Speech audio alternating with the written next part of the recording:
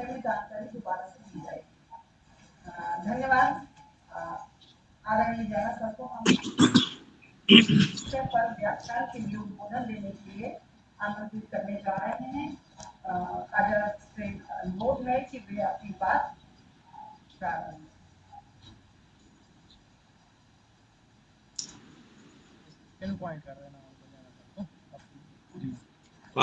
आपका बहुत बहुत स्वागत है सर। स्टार्ट ना सर। Thank you. धन्यवाद ममता मैम, धन्यवाद शशिकांत जो हमें हमारे परिचय दे रहे थे। मैं उनसे मिला हूँ लेकिन आई एम सॉरी मैं उनके नाम भूल जा रहा हूँ। एनीवे मुझे आप लोग ये अपॉर्चुनिटी दिए है कि मैं आप लोगों के साथ रिसर्च इन सोशल साइंस और उसके साथ जो फिलोसफी है, जो दार्शनिक सिद्धांत है, वो कैसे रिसर्च में एक बहुत बड़ा मुद्दा रखता है। क्योंकि बेसिकली मैंने जब 9 साल यहाँ पे मैंने टाइम स्पेंड किया मध्य प्रदेश में सागर यूनिवर्सिटी में। मेरा आवाज आप लोगों को क्लियर आ रहा है?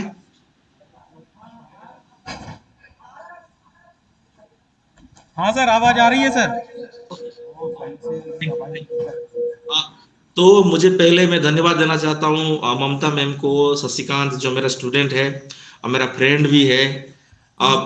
तो हम लोग बहुत सारे चीज डिस्कशन करते हैं कि रिसर्च में एक्चुअली होना क्या चाहिए और रिसर्च में क्वालिटी क्या आना चाहिए। बेसिकली हम लोग जो मेरा एक्सपीरियंस है इस एरिया में जो मध्य प्रदेश में है या हिंदी वर्ल्ड में है, हम देखते हैं कि ये स्टूडेंट्स की प्रॉब्लम नहीं होता है या फैकल्टी का प्रॉब्लम नहीं होता है। बेसिकली एक कल्चर बिल्टअप हो जाता है कि हमारा पीएचडी हम क्यों कर रहे हैं, पीएचडी का हम कर रहे हैं जो हमारा ऑब्जेक्टिव्स क्या है, why you are doing PhD, हम क्यों पीएचडी करते हैं।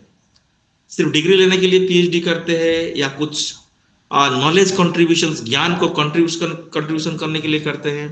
क्योंकि जब हमने सोशल साइंस का बात करते हैं, सामाजिक विज्ञान का बात करते हैं, तो बेसिकली हम लोग ये भूल जाते हैं कि सामाजिक विज्ञान का बहुत बड़ा कंट्रीब्यूशन है समाज की प्रगति के लिए, देश की प्रगति के लिए, अभी इंटरनेशनल अंतर्जातीय प्रगति के लिए भी है। मैं आपको पहले ये बता देना चाहता हूं कि मेरा हिंदी में थोड़ा बहुत प्रॉब्लम हो सकता है, आप लोगों को एडजस्ट करना पड़ेगा। कभी कभी मैं इंग्लिश की टर्म को भी यूज करूंगा लेकिन मैं हिंदी में उसको डिस्कशन करूंगा। एनीवे, जब हमने रिसर्च करते हैं तो पहले हमने ये सोचते हैं कि why you are doing research, हमने क्यों रिसर्च करते हैं। क्या हमारे लिए, हमारा सर्टिफिकेशन के लिए रिसर्च करते हैं, या डिग्री लेने के लिए रिसर्च करते हैं, या हमारा एक बहुत बड़ा इंपॉर्टेंट रोल है, एक भूमिका है समाज की प्रगति के लिए, देश की प्रगति के लिए हमें कुछ कंट्रीब्यूशन करना है। क्या हमने उस तरह के रिसर्च करते हैं क्या? बहुत प्रकार, क्योंकि मैंने जो देखा हूं, मेरा जो एक्सपीरियंस है इस बेल्ट में, मैंने इसको मैंने आपको शेयरिंग करना चाहता हूं कि मोस्ट ऑफ द रिसर्च ये होता है यहाँ पे कि डिग्री ले आओ और चले जाओ। और इसके कारण में basically third world country like India government planning policies में सोशल साइंस को बहुत अनदेखी किया जाता है, क्योंकि वो लोग they are not going to give you any kind of knowledge production. ये अपने ज्ञान का कोई प्रोडक्शन नहीं दे रहे हैं। लाइक साइंस जैसे एक डेवलपमेंट का बात करता है, एक प्रोग्रेस का बात करता है, लेकिन सोशल साइंस ये नहीं करते हैं। लेकिन ये सच नहीं है, क्योंकि जब हम बात करते हैं साइंस का भी बात करते हैं, विज्ञान का बात करते हैं, विज्ञान समाज से ही प्रोडक्ट है। हमारा समाज जैसे होगा, हमारा विज्ञान ही ऐसे होगा, हमारा कल्चर ही ऐसे होगा, हमारा प्रगति ऐसे होगा, हमारा विकास ऐसे होगा। लेकिन हमारे अंदर में एक ज्ञान की एक हमने एक रैंकिंग कर दिए है, और उस रैंकिंग में हम बोलते हैं कि इंजीनियरिंग मेडिकल साइंस बहुत बड़ा नॉलेजेबल है, और सोशल साइंस जो होता है, आर्ट्स लोग जो पढ़ते हैं, जिसका 3rd डिवीजन है, 2nd डिवीजन, वो आर्ट्स पढ़ लेते हैं, वो रिसर्च कर कुछ भी करके डॉक्टर पाके घूमते रहते हैं। और इसी के कारण में हमें अंडर डेवलपमेंट की शिकार होते हैं। हमारा विकास इसलिए नहीं होता है क्योंकि हम आपको एक एग्जांपल दे रहे हैं कि आपने बायोलॉजी का बात करिए, मेडिकल साइंस का बात करिए। मेडिकल साइंस में रिसर्च जो होता है कल्चर से डिपेंड होता है। एक वेस्टर्न सोसाइटी में वो मेडिकल साइंस में क्यों डेवलप है, इवन साइंस में क्यों डेवलप है, क्योंकि उनकी थिंकिंग प्रोसेस फ्री माइंड है। उनकी सोसाइटी, जो हमने कोई टॉपिक उठाते हैं हम पहले सोचते हैं कि इस टॉपिक को हम लेंगे तो दुनिया क्या सोचेगा मेरे बारे में। अगर हमने जेंडर लिंग के हिसाब से एक बायोलॉजिकल टॉपिक को लेके हम सोशल साइंस में रिसर्च करते तो पहले हम सोचते कि अरे रे ये मत करिए क्योंकि हमारा सुपरवाइजर तुम्हारे लिए अवेलेबल नहीं है, ये सब मत करिए, आप सीधा एक टॉपिक उठाइए, घरेलू हिंसा कर लीजिए। ये जो प्रॉब्लम्स है, इस प्रॉब्लम्स को हम एक रिसर्च के द्वारा उसको खत्म करना चाहिए।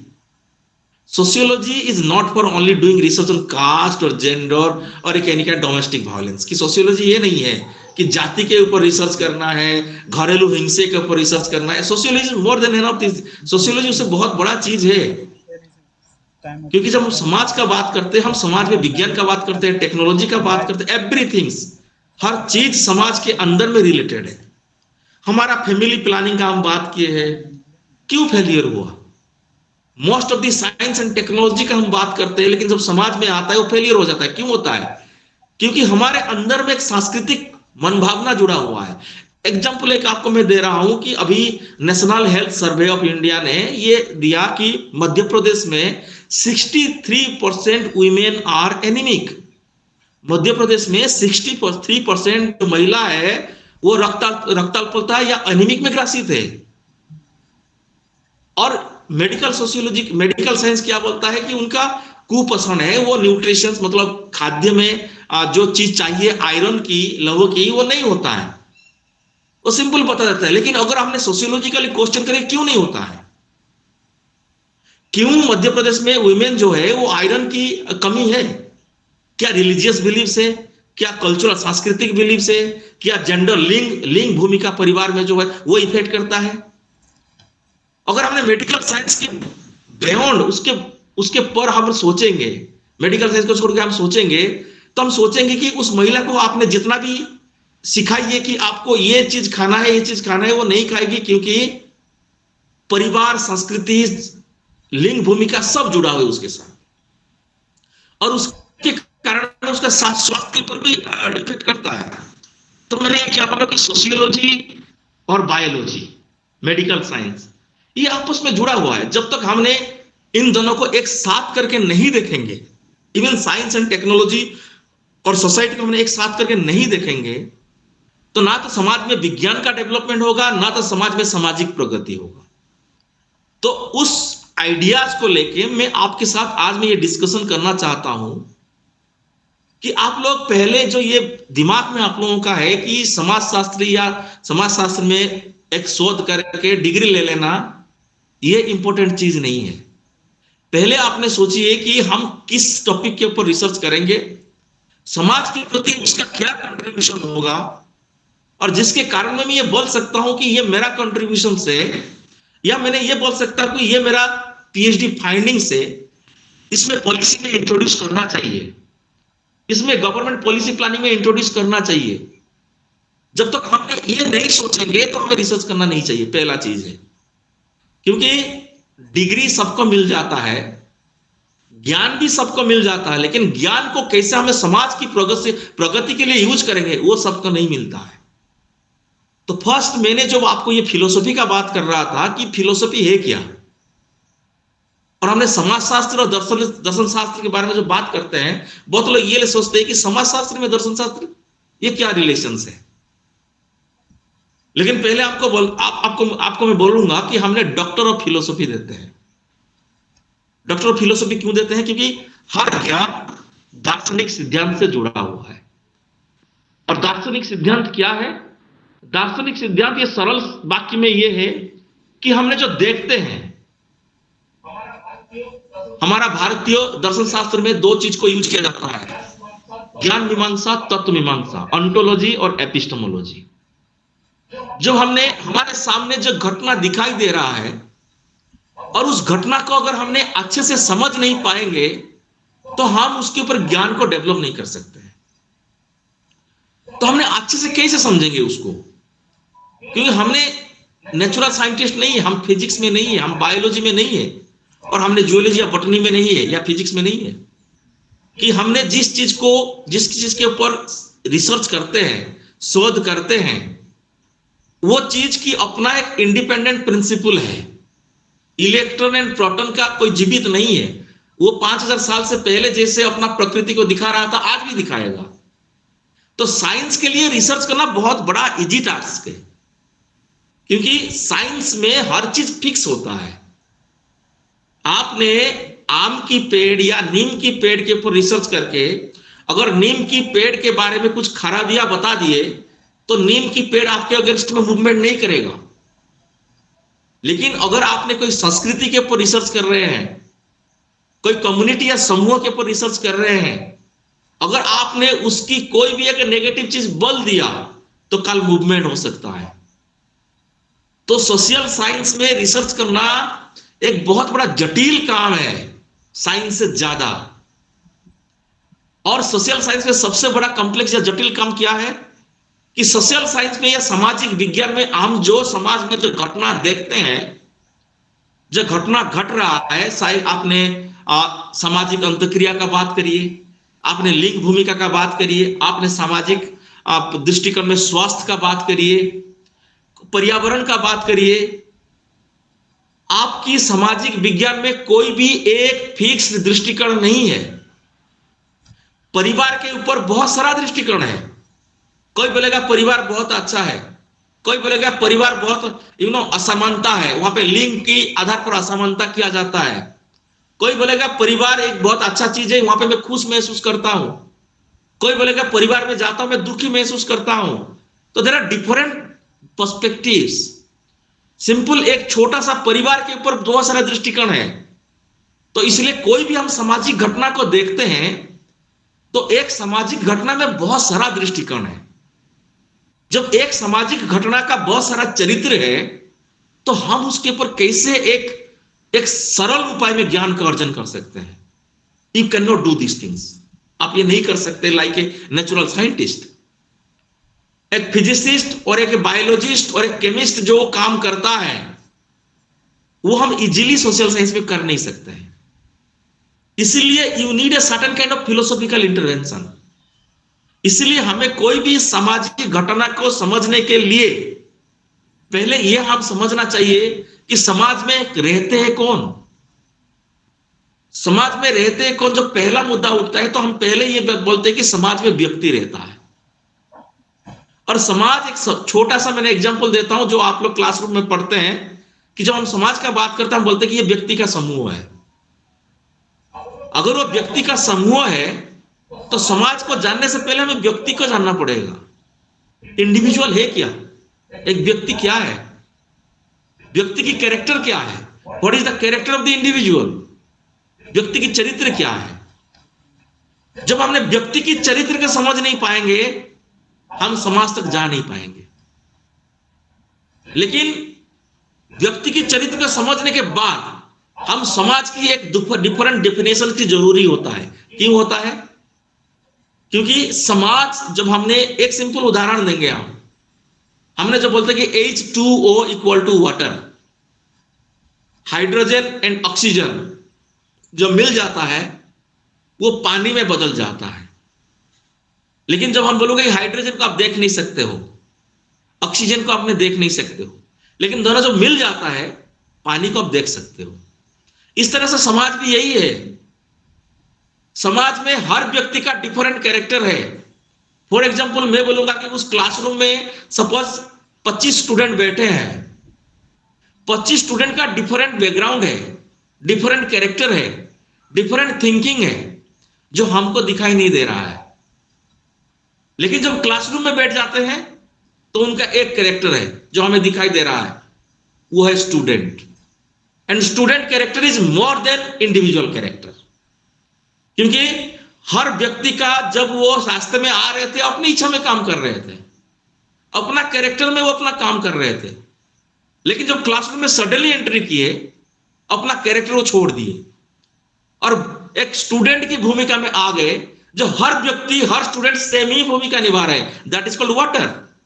दैट मीन्स समाज का पहला डेफिनेशन है it is a total of individual. ये व्यक्ति का एक समूह है, लेकिन वो व्यक्ति नहीं है, व्यक्ति से ऊपर एक समूह है। जब व्यक्ति अपना कैरेक्टर छोड़ देता है एक समूह का कैरेक्टर ले लेता है। जब ने ये चीज दोनों डेफिनेशन है, समाज में व्यक्ति है और समाज में समूह भी है। और व्यक्ति और समूह दोनों का डिफरेंट कैरेक्टर है, लेकिन समूह में व्यक्ति रहता है। तो हमने जब समूह के बारे में डिस्कशन करने की कोशिश करते हैं तो हमने व्यक्ति को पहले समझना पड़ता है। इसलिए यहां पे हमने फिलोसॉफी का बात करते हैं।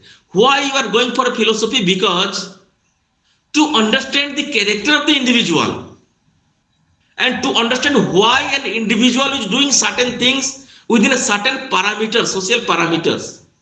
अगर हमने एक व्यक्ति की एक चरित्र को समझने के लिए कोशिश करेंगे और उसके बाद व्यक्ति को एक सामाजिक चरित्र समझने के लिए कोशिश करेंगे, तो हमें समूह और व्यक्ति को दोनों को समझ में आएगा। मैंने यहां पे दो टर्म यूज किया, पहला एक व्यक्ति की चरित्र एंड देन व्यक्ति की सामाजिक चरित्र।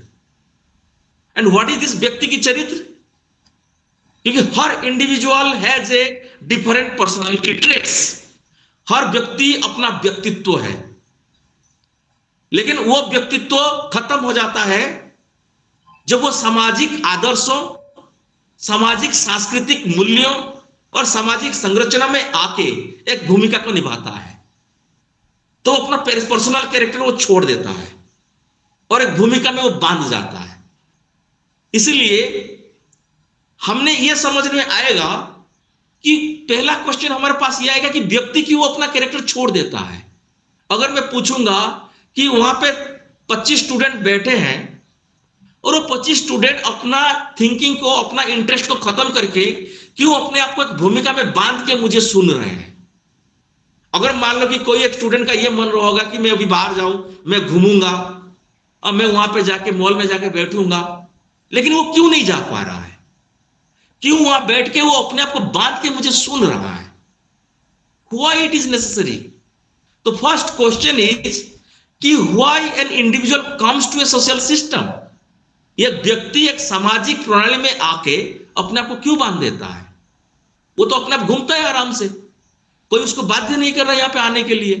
बट व्हाई ही और सी इज कमिंग? वो क्यों आती है और क्यों आता है और आके अपने आप को बांध देता है? ये हम लोगों को पहले ये सोचना पड़ेगा। जब तक हमने ये समझ नहीं पाएंगे, हम समाज का कोई भी रिसर्च नहीं कर सकते हैं। If I will ask you why an women, अगर कोई एक स्त्री अपने आप की इंटरेस्ट को खत्म करके परिवार की कल्याण के लिए अपना जिंदगी को नियोजित करती है, क्यों करती है? वो भी शादी नहीं कर सकती थी, वो घर में रहता। या मैं बोलूंगा कि मैं अपना इंटरेस्ट छोड़ के मैं आपको क्यों पढ़ा रहा हूं या क्यों डिस्कशन कर रहा हूं? तो पहला सोशियोलॉजिकल रिसर्च क्वेश्चन ये, it is not a sociological, पूरा सोशल साइंस का हम बात करते हैं। कि हम जब सोशियोलॉजी का बात करते हैं, हम पॉलिटिकल साइंस की भी बात करते हैं, हमने इकोनॉमिक्स की भी बात करते हैं, हमने साइकोलॉजी का भी बात करते हैं, हमने फिलोसॉफी का भी बात करते हैं, हमने एंथ्रोपोलॉजी का भी बात करते हैं, इवन नेचुरल साइंस का भी बात करते हैं।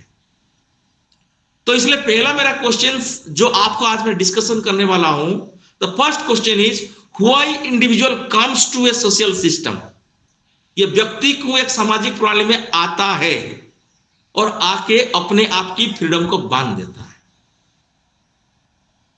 उसको कोई बाध्य नहीं करता है, लेकिन वो एक सामाजिक कंट्रोल के माध्यम में, एक सांस्कृतिक मूल्य के माध्यम में वो अपने आप को बांध देता है। अगर इसको हमने समझना है तो हमें you have to go back to the 5000 years back. हमने वही 5000 साल से पहले को चले जाना चाहिए, जहां पे हमने ये पहले देखना चाहिए इतिहास। तो हमने यहाँ पे सोशियोलॉजी को समझने के लिए हमें इतिहास को जरूरी होता है, हिस्ट्री को। क्यों? क्योंकि इतिहास जो है वो काल का समाजशास्त्र था और आज ये समाजशास्त्र है, लेकिन 10 साल के बाद वो इतिहास बन जाएगा। तो इतिहास itself is a sociology, history itself is a sociology. तो इसलिए समाजशास्त्र को पढ़ने के लिए पहले हमें हिस्ट्री को पढ़ना पड़ेगा, अदरवाइज हम समाजशास्त्र को पढ़ नहीं सकते, हम समझ नहीं सकेंगे। तो इसलिए जब हमने आज की समाज में व्यक्ति क्यों सामाजिक संरचना में आता है और एक सामाजिक भूमिका में अपने आप को बांध देता है, इसको समझने के लिए हमने 5000 साल पहले जाना पड़ेगा। जब व्यक्ति एक जंगल में रहता था, अपने आप वो घूमता था, लेकिन उसको क्या जरूरत पड़ा? जो एक समाज को जरूरत पड़ा। अगर ये मैं बोलूंगा कि अगर आपने बहुत खुशी से घूम रहे हो and you are enjoying your absolute freedom, आप अपना एक स्वतंत्रता को, संपूर्ण स्वतंत्रता को आपने एंजॉय कर रहे हो, तो आप क्यों सोचे कि मैं संस्था में आऊं, मैं एक भूमिका में आऊं, अपने आप की एक फ्रीडम को कंट्रोल करके मैं दूसरे के बारे में सोचूं? Why it is happening and why it happen? वो क्यों हुआ, क्या जरूरत था? व्यक्ति अपना संपूर्ण स्वतंत्रता को छोड़ के अपने आप को बांधने के लिए कोशिश किया। तो अगर आपने पहले ये नहीं समझ पाएंगे तो आज की समाज की कोई भी घटना को आप समझ नहीं पाओगे। इसलिए first you have to understand what are the precondition that happened in state of nature. मतलब मैं ये बोल रहा हूं स्टेट ऑफ नेचर, मैंने एक वर्ड यूज किया अभी, जो पॉलिटिकल साइंटिस्ट, जो पॉलिटिकल फिलोसोफर्स होते हैं, तो जंगली समाज को स्टेट ऑफ नेचर के नाम पे यूज करते हैं। स्टेट ऑफ नेचर का मतलब यह है कि जंगल में जो व्यक्ति रहते हैं उनके लिए प्रकृति एक राज्य होता है और उसमें वो लोग रहते हैं, अपना अपना जिंदगी को बिताते हैं, तो उसको स्टेट ऑफ नेचर बोला जाता है इन पॉलिटिकल फिलोसफी। अगर हमने कार्ल मार्क्स की टर्म में बोलते हैं तो हम बोलते हैं कि ये प्रिमिटिव कम्युनिटी। कार्ल मार्क्स क्या बोलते हैं? ये प्रिमिटिव कम्युनिटी या प्राथमिक समूह है। तो हमने जंगली समाज का वर्ड को छोड़ देते हैं, हमने दो वर्ड को यूज करेंगे, एक स्टेट ऑफ नेचर और एक प्रिमिटिव कम्युनिटी। जब हम स्टेट ऑफ नेचर का बात करते हैं तो स्टेट ऑफ नेचर में लोग एब्सोल्यूट फ्रीडम को एंजॉय कर रहे थे, संपूर्ण स्वतंत्रता को अपने एंजॉय कर रहे थे। आपके अंदर में कोई कंट्रोलिंग नहीं था, आपको फ्रीडम को कोई कंट्रोल नहीं कर रहा था, आप आराम से घूम रहे थे। जब आपने आराम से घूम रहे थे और आपने अपना फ्रीडम को बहुत अच्छे से एंजॉय कर रहे थे, तो आपने क्यों सोचा कि मुझे एक समाज की जरूरी है? आपने क्यों सोचा कि मेरा फ्रीडम को कोई एक नियम या एक दंड के माध्यम में गवर्न होना चाहिए? आपने ये क्यों सोचा कि मुझे एक भूमिका के माध्यम में अपने आप को कंट्रोल करो? क्यों सोचा? Why it happened? इसलिए सोशियोलॉजी को समझने के लिए, समाज को समझने के लिए, first you have to understand why individual first thought that we have to have a certain kind of groups और कम्युनिटी। हमें यह पहले समझना चाहिए कि व्यक्ति जंगली समाज में रह के क्यों सोचा कि हमें एक समूह की जरूरी है। हमारा फ्रीडम को कंट्रोल करने के लिए एक नियम की जरूरी है, क्यों सोचा? Why they thought this things. इसलिए हमने फर्स्ट ये सोचते हैं कि what is the origin of the society. समाज का ओरिजिन क्यों, कैसे हुआ, समाज की उत्पन्न कैसे हुआ। इस कैरेक्टर को हम नहीं समझेंगे तो आज की दुनिया की कोई भी घटना को आप समझ नहीं पाओगे। आई एम गिविंग एन एग्जांपल कि पोस्ट कोविड एरा, कोविड के बाद जो समाज का परिवर्तन, ये आप समझ नहीं पाओगे अगर आपने ये समझ नहीं पाओगे कि जंगली समाज से लोग कैसे समाज तक आए। अगर ये आप समझ नहीं पाओगे आप कोविड के बाद समाज क्या हो रहा है, you can not understand. Because the first you have to understand the character of the human nature. इसलिए जब हम फर्स्ट फिलोसॉफी का बात करते हैं इन सोशियोलॉजी, तो हम पहला बात करते हैं the first philosophical questions, what is the character of the human nature. व्यक्ति का क्या चरित्र है और उस व्यक्ति का चरित्र क्यों एक समूह तक ले आता है। व्यक्ति अकेले रह के भी खुश महसूस करता है, लेकिन समूह के आके अपने आप को कंट्रोल करके भी क्या खुश महसूस करता है। ये दोनों चीज को पहले हमें समझना पड़ेगा। इसलिए पहले मैं आप फिलोसॉफिकल डिस्कशन करता हूं कि स्टेट ऑफ नेचर से व्यक्ति कैसे सोसाइटी में आया। व्यक्ति जब एक संपूर्ण स्वतंत्रता को एंजॉय कर रहा था तो क्यों वह समूह में आया और अपना फ्रीडम को क्यों बांधने के लिए कोशिश किया। तो first I will discuss the philosophical things. इसलिए पहले मैंने तीन फिलोसोफर्स का व्यूज डिस्कशन करूंगा। तो फर्स्ट, जिसको हमने सोशल साइंस में, not sociology but social science में हमने ये डिस्कशन करते हैं कि सोशल कॉन्ट्रैक्ट थ्योरी। छोटा सा स्टेटमेंट है, social contract theory. That means contract means agreement. Social contract मतलब सामाजिक एग्रीमेंट, सामाजिक चुक्ति एग्रीमेंट। और क्या एग्रीमेंट है, किस प्रकार का एग्रीमेंट है और किस प्रकार का हमने फ्यूचर को देखने के लिए एग्रीमेंट कर रहे थे। तो ये सोशल कॉन्ट्रैक्ट जो थ्योरी है, वो theory first developed by 3 philosophers. ये जो पहला ये थ्योरी जो सिद्धांत है, वो सिद्धांत को पहले 3 फिलोसोफर ने अपना एक दार्शनिक सिद्धांत के माध्यम में वो एक विश्लेषणात्मक एनालिटिकल सिद्धांत दिए। विश्लेषणात्मक एनालिटिकल सिद्धांत। मैं विश्लेषणात्मक क्यों बोल रहा हूं? क्योंकि ये जो पॉलिटिकल फिलोसोफर्स है, रूसो है, थॉमस हॉब्स है और जॉन लॉक है, ये तीनों फिलोसोफर्स 18th सेंचुरी में एक लंदन में थे, एक स्कॉटलैंड में थे और एक फ्रांस में थे। फ्रांस में रूसो थे, स्कॉटलैंड में जॉन लॉक थे और लंदन में थॉमस हॉब्स थे। ये तीनों ने 18th सेंचुरी में 5000 साल से पहले व्यक्ति की कैरेक्टर को एनालिसिस किए। मतलब क्या कि 5 साल के पहले व्यक्ति का चरित्र क्या था, हमारे पास कोई ऐतिहासिक फैक्ट नहीं है, कोई तथ्य नहीं है। लेकिन ये तीनों ने जो 18th सेंचुरी में फ्रांस में, स्कॉटलैंड में और लंदन में जो सामाजिक जो सिचुएशन, जो कंडीशंस हो रहा था, उस कंडीशन को देख के वो 5000 साल में व्यक्ति कैसे था, उसको वो डिस्कशन करना शुरू किए। तो बेसिकली ये तो 3 फिलोसोफर्स है, वो एक हाइपोथेटिकल उत्कल्पनात्मक एक सिद्धांत को डेवलप किए कि अगर हमने 18th सेंचुरी में व्यक्ति के कैरेक्टर को इस तरह से देख रहे हैं तो व्यक्ति जंगली समाज में ऐसे ही होगा, इसीलिए हमने समाज का जरूरत पड़ा। तो 5000 साल पहले से पहले मैंने ये डिस्कशन कर रहा हूं कि 18th सेंचुरी में हुआ क्या, जिसके कारण में ये 3 फिलोसोफर 5000 साल में व्यक्ति की कैरेक्टर को एनालिसिस करने के लिए कोशिश किए। 18th सेंचुरी में क्या हुआ? 18th सेंचुरी में 3 चीज हुआ। पहला चीज ये हुआ, फ्रांस की क्रांति हुआ,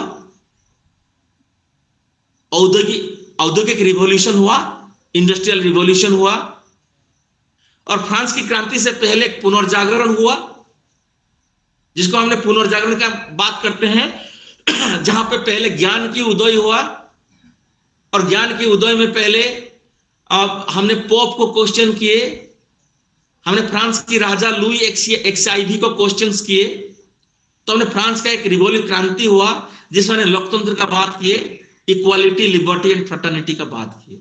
तो वहां से डेमोक्रेसी या आधुनिक राष्ट्र की जन्म हुआ। लेकिन फ्रांस की क्रांति तो 18th सेंचुरी में हुआ। उससे पहले क्रांति की भूमिका प्रस्तुत हो चुका था 12th सेंचुरी से, जिसको हमने पुनर्जागरण के नाम पे जानते हैं। और जब ये चीज फ्रांस में हो रहा था, लंदन में और एक चीज हो रहा था, इंग्लैंड में और एक चीज हो रहा था, जिसमें एक औद्योगिक क्रांति की एक डेवलपमेंट हो रहा था और राजतंत्र शासन की डिक्लाइन हो रहा था, और वहां पे एक गृह युद्ध, सिविल वॉर की कंडीशन आ गया था। कोई नियम नहीं था समाज में, कोई दंड प्रणाली नहीं था, लोग अपने अंदर में एक अराजकता फैल गया था। और उसी समय स्कॉटलैंड में भी एक चीज हो रहा था। स्कॉटलैंड में क्या हो रहा था कि जब फ्रांस की एक मूवमेंट शुरू हो गया था, तो फ्रांस में जो ज्यू की जो लोग थे वो पलायन कर रहे थे, और स्कॉटलैंड की तरफ वो पलायन कर रहे थे।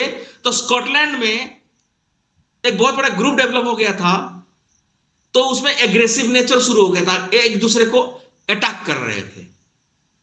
तो तीनों, फ्रांस, स्कॉटलैंड एंड लंदन, तीनों में डिफरेंट सोशल सिचुएशन क्रिएट हो रहा था। जब फ्रांस में लोग अपने अधिकार के बारे में एक मूवमेंट करने के लिए कोशिश कर रहे थे, लंदन में, इंग्लैंड में अराजकता फैलने के कारण में लोग कोई नियम को देख रहे थे तो अपने आप को मारपीट कर शुरू हो गया था, और स्कॉटलैंड में ग्रुप के ऊपर ग्रुप अटैक हो रहा था।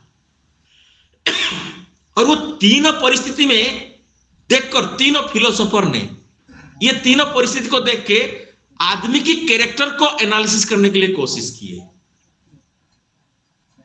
कि व्यक्ति क्या है, व्यक्ति समाज में रहकर क्या करता है।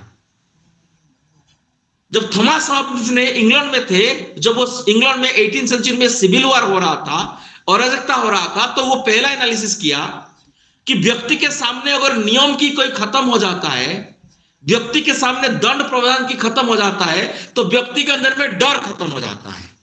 जब वो डर खत्म हो जाता है तो अपना अंदर में जो बोलते हैं ना, आदमी की दो कैरेक्टर होता है, एक होता है बोलते हैं ना मेरे अंदर में शैतान की एक कैरेक्टर है और एक नैतिकता की कैरेक्टर है। अगर मेरे सामने कोई दंड प्रावधान नहीं है तो मेरे अंदर में एक शैतान की कैरेक्टर जागृत होगा, मैं अपने इच्छा के बारे में सोचूंगा। तो हॉब्स ने यह देखा कि अगर एक परंपरागत सांस्कृतिक प्रथा का खत्म हो रहा है, एक आधुनिक प्रथा का उत्पन्न हो रहा है, लेकिन इस बीच में कोई नियम नहीं है। जब वो नियम नहीं है तो व्यक्ति अपने आप को सोच रहा है कि मैं अपना सेल्फिश या मेरा स्वार्थ के अनुसार में जी सकता हूं।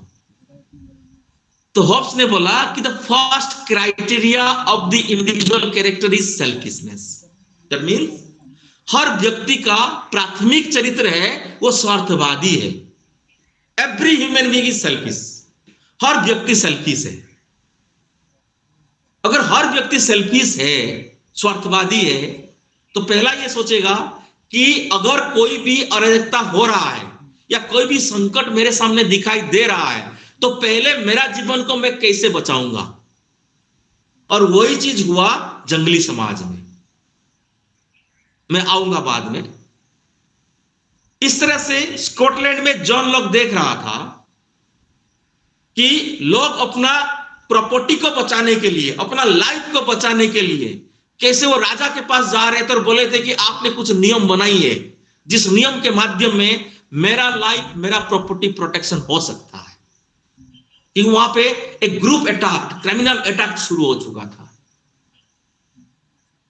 तो जॉन लॉक ने उस समय लीगल स्टडीज पढ़ चुके थे और वो बाय नेचर वो लीगल एकेडमिशियन से जो लॉज के बारे में पढ़ रहे थे।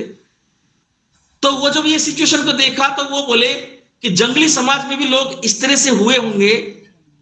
जब कोई क्राइसिस या संकट हुआ होगा तो एक दूसरे से अटैक हुआ होगा और इसके कारण में लोग एक नियम के लिए दौड़े या एक नियम को बनाने के लिए कोशिश की जिसके कारण में अपना लाइफ या अपना प्रॉपर्टी को प्रोटेक्ट कर सकते। तो लोग ने बोला कि लाइफ एंड प्रॉपर्टी को प्रोटेक्शन करने के लिए। और उस समय फ्रांस में एक डिफरेंट कैरेक्टर शुरू हो रहा था। तो फ्रांस का सोशल सिचुएशन क्या था? फ्रांस का सोशल सिचुएशन यह था कि वहां पे आंदोलन हो रहा था, यहां पे मूवमेंट हो रहा था। इसलिए मूवमेंट हो रहा था कि लोग अपना अधिकार को प्रोटेक्शन करने के लिए राजा का अगेंस्ट में मूवमेंट कर रहे थे। तो फ्रांस में डिफरेंट कंडीशन था। फ्रांस में कंडीशंस क्या था कि लोग एक दूसरे के बारे में सोचे, एक दूसरे के बारे में सोच के बोले कि अगर हम व्यक्ति है, अगर हम इंडिविजुअल है तो हमारा अपना अपना का अधिकार है। अगर अपना अपना अधिकार है तो उस अधिकार को प्रोटेक्ट करने के लिए हमें मूवमेंट करना पड़ेगा। तो फ्रांस का सिचुएशन क्या था? फ्रांस का सिचुएशन था कि हर व्यक्ति दूसरे बारे में सोचने लगे। और कौन व्यक्ति? जो व्यक्ति राजा की अत्याचार से पीड़ित थे। इसलिए रूसो जो था वो फ्रांस के थे और रूसो फ्रांस में देखे कि हर व्यक्ति दूसरे व्यक्ति के बारे में सोचे तो व्यक्ति कभी स्वार्थवादी नहीं हो सकता है। हर व्यक्ति की अपना एक नैतिकता है, मोरालिटी है।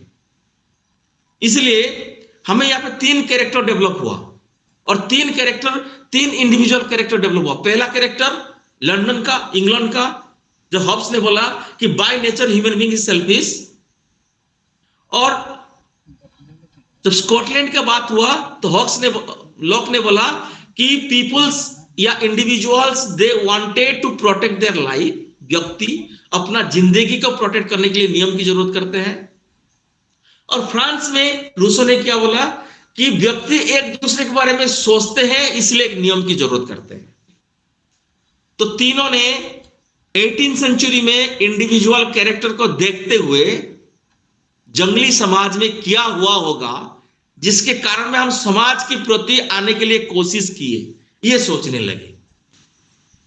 तो हॉब्स ने ये बोल रहा है कि जंगली समाज में ये हुआ होगा कि पहली बार इंडिविजुअल ने अपने आप को सोचने लगा कि मेरे अंदर में कोई शैतान की कैरेक्टर है, मेरे अंदर में एक सेल्फिशनेस कैरेक्टर है, और उसको कंट्रोल करने के लिए एक नियम या दंड प्रभावन की जरूरी है। इसलिए आप समाज के नियम की तरफ आए। फॉर एग्जाम्पल मैं बोलूंगा कि ये सर्टेन कंडीशंस है, ये फिलोसॉफिकल कंडीशंस है कि व्यक्ति अपने आप को खुश महसूस करता है जब उसका अपना प्राइमरी इंटरेस्ट, प्राथमिक जो इच्छा है वो फुलफिल हो जाए। प्राथमिक इच्छा क्या है? आपको खाना मिल जा रहा है, आपकी इमोशनल सर्टिफिकेशन मिल जा रहा है। And what is this emotional certifications? It may be sexual desire, it may be affection, love, all these things. अगर मान लो कि जंगली समाज में हर व्यक्ति को यह चीज मिल जा रहा है तो वो दूसरे के बारे में सोचता नहीं। अगर मुझे खाना मिल रहा है और मेरा मेंटल सेटिस्फेक्शन मिल रहा है तो मैं दूसरे के बारे में सोचूंगा नहीं। लेकिन जब वो मिलेगा नहीं तो मेरे लिए संकट दिखाई देगा। वही चीज हुआ जंगली समाज में। क्यों हुआ? क्योंकि जंगली समाज में जब हमने जंगली समाज को थियोराइज करेंगे, एक सैद्धांतिक रूप में देखेंगे, तो हमने क्या देखेंगे कि जंगली समाज में व्यक्ति है, और जंगली समाज में जो व्यक्ति रहता था वो अपना जीविका के लिए, अपना फूड के लिए वो नेचर के ऊपर डिपेंड कर रहा था। इसलिए हम बोलते हैं ना, वो हंटिंग गैदरिंग सोसाइटी है, शिकार करते हैं, फ्रूट्स कलेक्शंस करते हैं। तो नेचर में जो चीज मिल रहा था हम खा के आराम से रह रहे थे, तो वहां तक कोई प्रॉब्लम नहीं था। लेकिन मान लो कि due to my sexual desire, जब हमने सोशल साइंस में थ्योरी पढ़ते हैं माल्थोस का, कि हमारा सेक्सुअल बिहेवियर जो है परमानेंट है। अगर सेक्सुअल बिहेवियर परमानेंट है तो पॉपुलेशन बढ़ेगा। और मान लो कि पॉपुलेशन बढ़ा, और मान लो कि एक जंगली समाज में सिर्फ 5000 लोगों के लिए खाना अवेलेबल है, लेकिन पॉपुलेशन बढ़ता जा रहा है। और पॉपुलेशन के साथ प्रकृति जो है उस समय से खाद्य सप्लाई नहीं कर सकता था, क्योंकि उस समय हमने प्रोडक्शन का प्रणाली जानते नहीं थे। तो क्या होगा? जब 5000 पॉपुलेशन के खाने से ज्यादा अगर एक्सीड हो जाएगा, जब 10,000 पॉपुलेशन हो जाएगा, तो क्या होगा? एट ए टाइम व्यक्ति एक संकट में आएगा। जब व्यक्ति एक संकट में आएगा, जब तक मुझे मिल रहा है खाना तब तक मैं हर व्यक्ति के साथ मेरा कोई प्रॉब्लम नहीं हो रहा है। जब मेरे खाना में संकट दिखाई देगा तो मेरे अंदर में जो नेचर डेवलप होगा। तो पहली बार हिस्ट्री में इंडिविजुअल को पहले ये रियलाइज हुआ कि जब खाना मिलने में प्रॉब्लम हुआ तो उसको रियलाइज हुआ कि मेरे अंदर में एक शैतान की कैरेक्टर है। और वो शैतान की कैरेक्टर क्या? सेल्फिशनेस। दैट मीन्स कि अगर मेरे सामने संकट दिखाई दे रहा है तो मैं वार करने के लिए जा सकता हूं, मैं एक दूसरे को मर्डर करने के लिए जा सकता हूं। तो इसलिए हॉब्स ने यह बोला कि जब इंडिविजुअल ने जंगली समाज में यह महसूस किया कि जब यह संकट में दिखाई दिया तो व्यक्ति के अंदर में यह महसूस हुआ कि मेरे अंदर में एक सेल्फिशनेस की बिहेवियर है, और उस सेल्फिशनेस को कंट्रोल करने के लिए to avoid the war, Hobbes ने यह लैंग्वेज इस्तेमाल कर रहा है। हॉब्स की जो किताब है लेविएथान, उसमें बोल रहे हैं कि टू अवॉइड दी वॉर, हमने युद्ध को अवॉइड करने के लिए, वॉर को अवॉइड करने के लिए, हमारा सेल्फिशनेस को हमने कंट्रोल करने के लिए हमने एक राजा की जरूरत पड़ा, एक शासक की जरूरत पड़ा। जिस शासक ने एक दंड प्रवाधान बनाएगा, जिस दंड प्रवाधान के माध्यम में हमारे अंदर में जो सेल्फिशनेस कैरेक्टर है हम उसको कंट्रोल कर सकते हैं, ताकि हमने एक दूसरे के बारे में सोच सकते हैं। तो हॉब्स ने बोला कि due to control the selfishness behaviour of the individual, व्यक्ति की स्वार्थवादी व्यवहार को कंट्रोल करने के लिए हमने एक राजनीतिक दंड प्रावधान की जरूरत की। और यह पॉलिटिकल इंस्टीट्यूशन बाद में एक सामाजिक ग्रुप में या सामाजिक समूह में डेवलप होने लगा। तो फर्स्ट व्हाट हॉब्स सेज कि पहले हमने जंगली समाज में थे तो हमको पता नहीं था कि हमें संगठन या ग्रुप में कैसे रहेंगे। अगर कोई व्यक्ति जंगल में रहता है, अगर उसको समाज में छोड़ दो तो समाज में रह नहीं पाएगा, क्योंकि उसके पास कोई कल्चरल वैल्यूज नहीं है, कोई सामाजिकरण नहीं है। इस तरह से हब ने बोला कि जब हमने तुरंत जब यह महसूस किए कि खाद्य की या फूड की अनअवेलेबिलिटी के कारण हमने एक दूसरे को समझने के लिए हम हमारा सेल्फिशनेस कंट्रोल करने के लिए एक नियम की जरूरत पड़ा, लेकिन हमने तो व्यक्तिवाद के रूप में जी रहे थे। नियम के माध्यम में हम समूह में आ गए, लेकिन समूह के अंदर में संस्कृति डेवलप नहीं हुआ। तो संस्कृति कब डेवलप होगा? जब धीरे धीरे हमने ग्रुप में रहेंगे तो हमारे अंदर में एक रिपीटेड एक इंटरेक्शन, एक सामाजिक अंतक्रिया होगा, जिस अंतक्रिया के माध्यम में हमारे अंदर में एक पारस्परिक इमोशनल कैपिटल, एक भावनात्मक पूंजी डेवलप होगा, और जिसके कारण में हम एक संस्था का डेवलप करेंगे। For example, I am telling you कि परिवार में एक दूसरे के साथ इंटरेक्शन करने के बाद हमारे अंदर में एक भावनात्मक पूंजी डेवलप होता है, इमोशनल कैपिटल, जिसके कारण में हम एक दूसरे पर सोचते रहते हैं। और कब सोचेंगे? जब हमारे अंदर में रिपीटेड इंटरेक्शन होगा। तो इसीलिए जब हमने जंगली से डिसएसोसिएटिव इंडिविजुअल से एक एसोसिएटिव इंडिविजुअल तक आए, दैट मींस हमने पहले अकेले रह रहे थे, समूह के आने के बाद हम ग्रुप में रहे, और ग्रुप में रहने के बाद हमारे अंदर में जब सामाजिक अंतक्रिया हुआ तो हमारा संस्था का जन्म हुआ। और संस्था का क्या है? पहले परिवार का जन्म हुआ। तो हब्स ने बोला कि due to the health selfishness human character, और हमारा सिक्योरिटी के लिए, हम अपना सिक्योरिटी के लिए हम समूह में आए, क्योंकि अगर जंगली समाज में हमने वार करते तो कोई ना कोई मरता, और इसके कारण में हमने सबको समझने के लिए और अपने आप की प्रोटेक्शन करने के लिए हमने नियम में बांधे। इसलिए फॉर एग्जांपल मैं बोलूंगा कि हम सामाजिक संस्था में है क्योंकि हमने सामाजिक संस्था में अपना भूमिका को निभाते हुए हमारा ऑब्जेक्टिव्स को हम फुलफिल कर रहे हैं। फॉर एग्जांपल, मुझे इमोशनल सेटिस्फैक्शन चाहिए, मुझे खाना चाहिए, तो मुझे परिवार की जरूरत है। मेरा लाइफ की प्रोटेक्शन से तो मुझे राजनीतिक पॉलिटिकल सिस्टम की जरूरत है। मुझे खाना की जरूरत है तो इकोनॉमिक सिस्टम की जरूरत है। मुझे सामूहिक रूप में रहना है तो मुझे रिलीजियस सिस्टम की जरूरत है। इसलिए मेरा पहला प्रोटेक्शन के लिए मैंने संस्था में आया। तो व्यक्ति समाज में रह के अपना भूमिका इसलिए निभा रहे हैं, भूमिका के द्वारा अपना स्वार्थ की फुलफिल कर रहा है। मेरा अपना डिजायर है, इसलिए मैंने हस्बैंड के रूप में रोल प्ले कर रहा हूं, मैंने पिताजी के रूप में रोल प्ले कर रहा हूं, कि अपना डिजायर है, अपना स्वार्थ है, और अपना स्वार्थ को फुलफिल करने के लिए मुझे भूमिका में ही आना पड़ेगा। अगर मैं भूमिका में नहीं आऊंगा तो मुझे क्रिमिनल बिहेवियर किया जाएगा।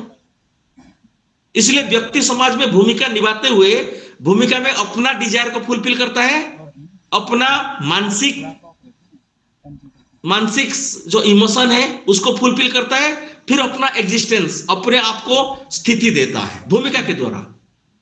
अगर परिवार नहीं रहता तो हर व्यक्ति की, कोई भी व्यक्ति की गारंटी नहीं कि अपना ऑब्जेक्टिव कैसे फुलफिल करेगा। इसलिए हम सेल्फिश है, और हमारा सेल्फ की इंटरेस्ट को खत्म करने के लिए हमने भूमिका में आते हैं। इस तरह से हॉब्स ने बोला था कि नो, हॉब्स ने डिफरेंट एंगल में देखा, क्योंकि हॉब्स ने जो फ्रांस की कैरेक्टर को देख रहा था कि हर व्यक्ति अपने बारे में सोचते हैं, दूसरे के बारे में सोचते हैं, तो रूसो ने बोला कि नहीं, जंगली समाज में व्यक्ति समूह की तरफ आया, इसलिए आया क्योंकि व्यक्ति के अंदर में एक नैतिकता का, मोरालिटी का चिंताधारा है। नैतिकता क्या नैतिकता है? हब्स ने पहली बार बोला कि there are two types of असमानता, inequality. There is a natural inequality, प्राकृतिक असमानता। और प्राकृतिक असमानता क्या है? कि हमारे अंदर में एज, आयु के लिए असमानता है, लिंग के लिए असमानता है। तो हमने ये देखते हैं, हमने जब डिस्कवरी चैनल या नेचर में देखते हैं, या जब हमने फूड साइकिल को देखते हैं, तो हमने क्या देखते हैं? डार्विन का एक चीज आता है याद, चार्ल्स डार्विन ने बोला, क्या बोला? Survival of the fittest and struggle for existence. Survival of the fittest का मतलब क्या है? कि नेचर की क्रीड़ा चक्र में जिसके अंदर में फिट होने के लिए अपना बॉडी है, वो फिट हो जाता है, जो फिट नहीं होता वो मर जाता है। ह्यूमन बीइंग के ऊपर ही वही हो रहा था जंगली समाज में। क्योंकि आई के लिए जब असमानता है, बच्चे हैं, बुढ़े हैं, वो लोग अपने आप को फिटेस्ट के अनुसार अपने आप को फिट नहीं कर पा रहे थे तो मर जाते थे। तो हम रूसो ने बोला कि पहली बार व्यक्ति एनिमल से इसलिए दूसरा है क्योंकि व्यक्ति के अंदर में सोचने की तरीका है। जब व्यक्ति ने यह सोचा कि हम भी एक बच्चे हैं, हम भी एक बुढ़े होंगे, तो हमारा क्या होगा, इसलिए पहली बार व्यक्ति यह सोचा कि हमारे अंदर में जो नेचुरल इनइक्वालिटी है, असमानता का जो असमानता जो है, जो प्राकृतिक असमानता है, उसको जस्टिस या न्याय देने के लिए हमें ग्रुप की जरूरी है, समूह की जरूरी है, जिसके कारण में हमने बच्चे हैं या बुढ़े हैं, हम उनकी डिजायर को फुलफिल कर सकते हैं, उनकी इच्छा को फुलफिल कर सकते हैं। इसलिए पहली बार हमने भूमिका में आए, हम परिवार में आए, जिस परिवार में हर व्यक्ति की, बच्चे हो या बुढ़े हो, उनकी प्रोटेक्शन से। इसलिए हमने जंगली समाज से हमने समाज तक इसलिए आए क्योंकि हमने प्राकृतिक असमानता को न्याय देने के लिए हमने एक सोशल कॉन्ट्रैक्ट ग्रुप में आने के लिए कोशिश की। और लोग ने सेम चीज बोला। लोग ने जब वो देखा कि जब आपस में मारपीट हो रहा है, तो वो लोग ने बोला कि जो जंगली समाज में जब लोग ये देखे संकट हो रहा है, खाने का संकट हो रहा है, तो अटैक हो रहा है, तो हमें एक नियम की जरूरी है जिसके साथ हमारा लाइफ की प्रोटेक्शन से। नाउ लुक एट, मैंने 3 फिलोसॉफिकल डिस्कशन किया on the human nature. The first, Hobbes says कि सेल्फिशनेस के कारण में और हमारा सेल्फ को कंट्रोल करने के लिए, हमारा सेल्फ को प्रोटेक्ट करने के लिए हमने समाज में आए। रूसो ने बोला कि हमने सामाजिक न्याय देने के लिए समाज में आए, एक नेचुरल इनइक्वालिटी को न्याय देने के लिए समाज में आए।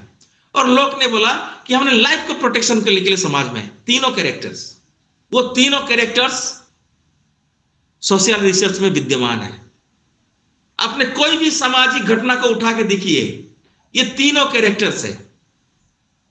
आई will tell you one thing, अब कोई भी टॉपिक उठा लीजिए, आपने अगर मान लीजिए कि आधुनिक समाज में राष्ट्र की भूमिका सामाजिक विकास में, तो पहला हमने क्या डिस्कशन करते हैं, न्याय, जस्टिस। और किसके लिए जस्टिस, जो असमानता है। तो असमानता का डिस्कशन हमने वहीं से शुरू कर चुके हैं जहां पे हम जंगली समाज से समाज तक आए। दूसरा हमने क्या डिस्कशन किए,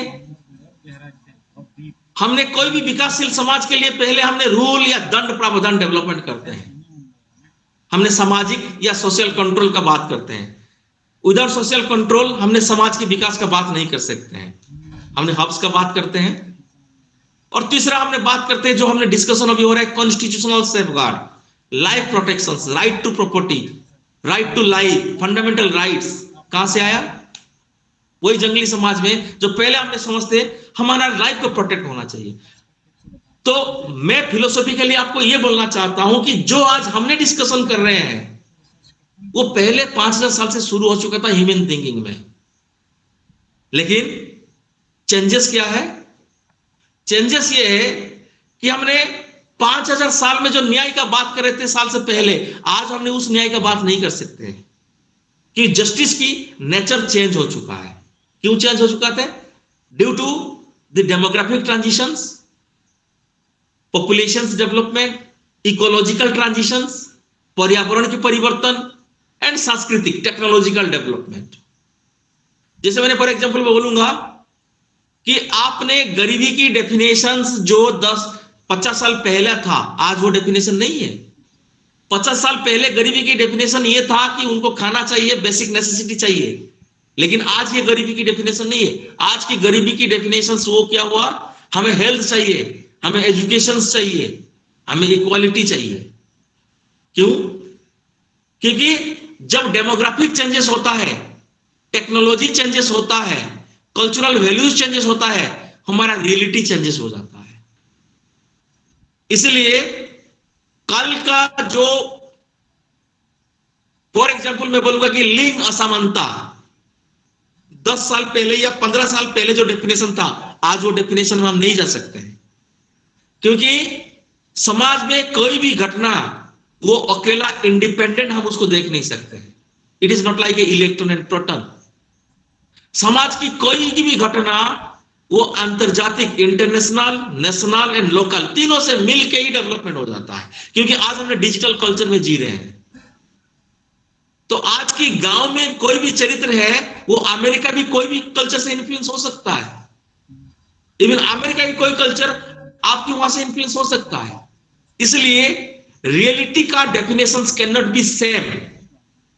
जो सामाजिक घटना का जो डेफिनेशन है वो सेम नहीं हो सकता है जो 15 साल या 20 साल पहले हम डिस्कशन कर रहे थे। इसलिए what I am telling you कि कोई भी डेफिनेशन को जानने के लिए पहले हमें एक प्राइमरी डेफिनेशन की जरूरी है। मैंने क्या बोला कि हमने आज भी व्यक्ति की चरित्र को जानने के लिए हमने पहले जो सैद्धांतिक दृष्टिकोण डेवलप हो चुके उसको पढ़ना जरूरी है। That is a philosophy. क्यों मैं बोल रहा हूं? क्योंकि आपने देखे होंगे कि पोस्ट कोविड के बाद जो डिजिटल टेक्नोलॉजी आ रहा है उसमें क्या है, आज हमने घर में बैठे हैं लेकिन घर में कोई किसी से बात नहीं कर रहा है, सब अपना अपना मोबाइल में जी रहे हैं। तो हमारे अंदर में एक सेल्फिशनेस कैरेक्टर डेवलपमेंट हो रहा है। जंगली समाज में व्यक्ति जंगल में घूम रहे थे लेकिन आज हमने स्पेस में घूम रहे हैं। नेचर सेम है, क्योंकि आज कोई परिवार में नहीं रह रहा, परिवार में है लेकिन परिवार में नहीं है, वो स्पेस में घूम रहा है, सोशल मीडिया में घूम रहा है। इसलिए हम धीरे धीरे वही जंगली समाज में आके समाज में आ रहे थे, लेकिन समाज से फिर हमने एक दूसरे जगह जा रहे हैं जहां पर हम स्पेस में जा रहे हैं। आप आज उसको दोस्त महसूस कर रहे हो जो मीडिया में है, सोशल मीडिया में। आज आपने उसको दोस्त महसूस नहीं कर रहे जो आपकी पड़ोसी है। इसलिए हमारा समूह की कैरेक्टर बदल जा रहा है। And why I am telling this things again, आपको मैं बोल रहा हूं 18th सेंचुरी में जब अराजकता हुआ था, जब हॉब्स ने देखा था कि जब नियम की खत्म होने के बाद व्यक्ति कैसे अपने आप को, अपना सेल्फ को जीने के लिए आगे आ जाता है, आज वही हो रहा है। आज आपकी एक एंड्रॉइड मोबाइल के कारण में आप अपना सेल्फ को जी रहे हो साइबर स्पेस में, क्योंकि आपके पास सामाजिक कंट्रोल नहीं है अब। और इसलिए हमारे अंदर में एक सामाजिक रियलिटीज जो है एक न्यू डेफिनेशन में जा रहा है। हमने समाज में है, समाज में नहीं है। अगर हमने समाज में है और समाज में नहीं है तो उसमें बहुत सारा रियलिटीज डेवलपमेंट हो रहा है। और आपने देखोगे क्या क्या रियलिटीज डेवलपमेंट हो रहा है। क्राइम बढ़ रहा है, क्राइसिस बढ़ रहा है, डिवोर्स रेट बढ़ रहा है, सामाजिक क्राइसिस डेवलप हो रहा है।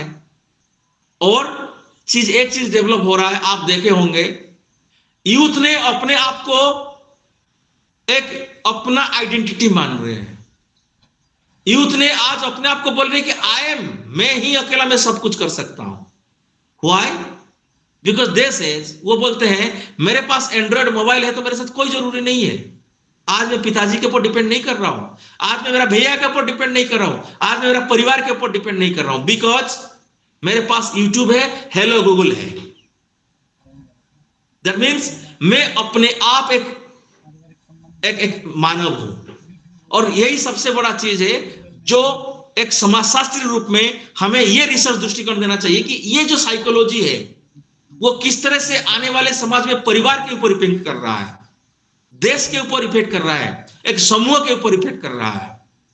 अगर हमने इस तरह से रिसर्च को अगर नहीं देखेंगे, क्योंकि ये मेन चीज है जो हम बोलते हैं कि आज की यूथ को आपने देखेंगे तो उनके अपीयरेंस को भी देखिए, लंबे beard, and they say that कि आई एम डूइंग एवरीथिंग, मैं सब कुछ कर सकता हूं। और मैं इसलिए कर सकता हूं क्योंकि मेरे पास टेक्नोलॉजी है। और इसके कारण में जो हमने सोशल रिसर्च में इन्वॉल्व होते हैं, चाहे आपने डिस्कशन कर सकते हो कि डेवलपमेंट प्लानिंग, चाहे आप डिस्कशन करते हैं कि सोशल रिलेशंस, चाहे फैमिली रिलेशंस, चाहे जेंडर इक्वालिटी, आपने किसी में भी रिसर्च कर सकते हो।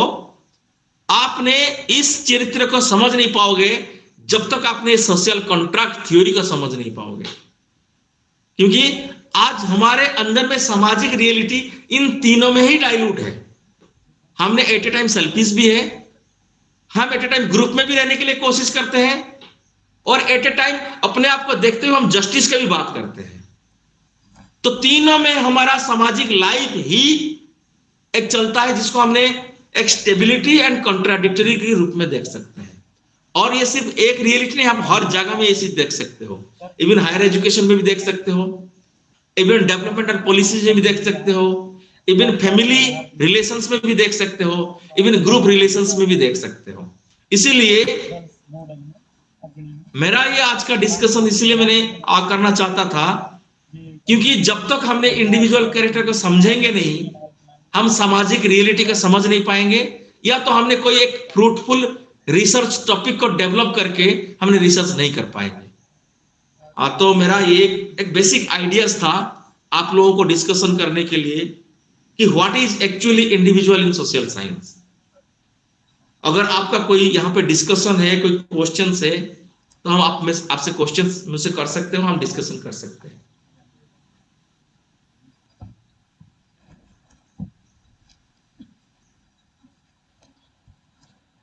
हाँ सर।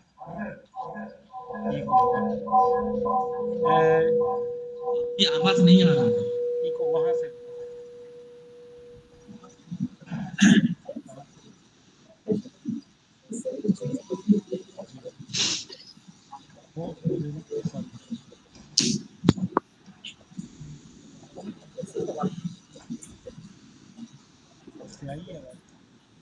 अब पहले तो मैं ये फीडबैक लेना चाहता हूं कि जो मैंने अभी डिस्कशन किया आप लोगों को समझ में आया?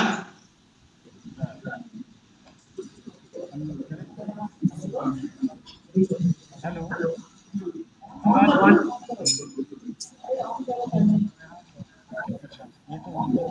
कौन है? हेलो, हाँ बोलिए। आवाज आ रही है? हाँ आवाज आ रहा है, बोलिए। Thank you so much sir, आपने बहुत ही शानदार तरीके से यहाँ पर हम लोगों का बहुत से डाउट थे इस टॉपिक को लेकर जो आपने दूर किए। सर डिस्कशन के लिए मैं यहाँ पे अपने जो हमारे विश्वविद्यालय के शोधार्थी हैं, रिसर्च स्कॉलर हैं, और साथ में हमारे सहायक प्राध्यापक भी यहाँ पे जो हैं पीएचडी स्कॉलर के तौर पे जुड़े हुए हैं हमारे साथ, तो मैं इनको आमंत्रित करना चाहता हूँ। ये मंच उपलब्ध है, आपके जो भी डाउट्स है, डिस्कशन है, वो आप सर से इस मंच के माध्यम से कर सकते हैं। कोई भी जी, आप कोई भी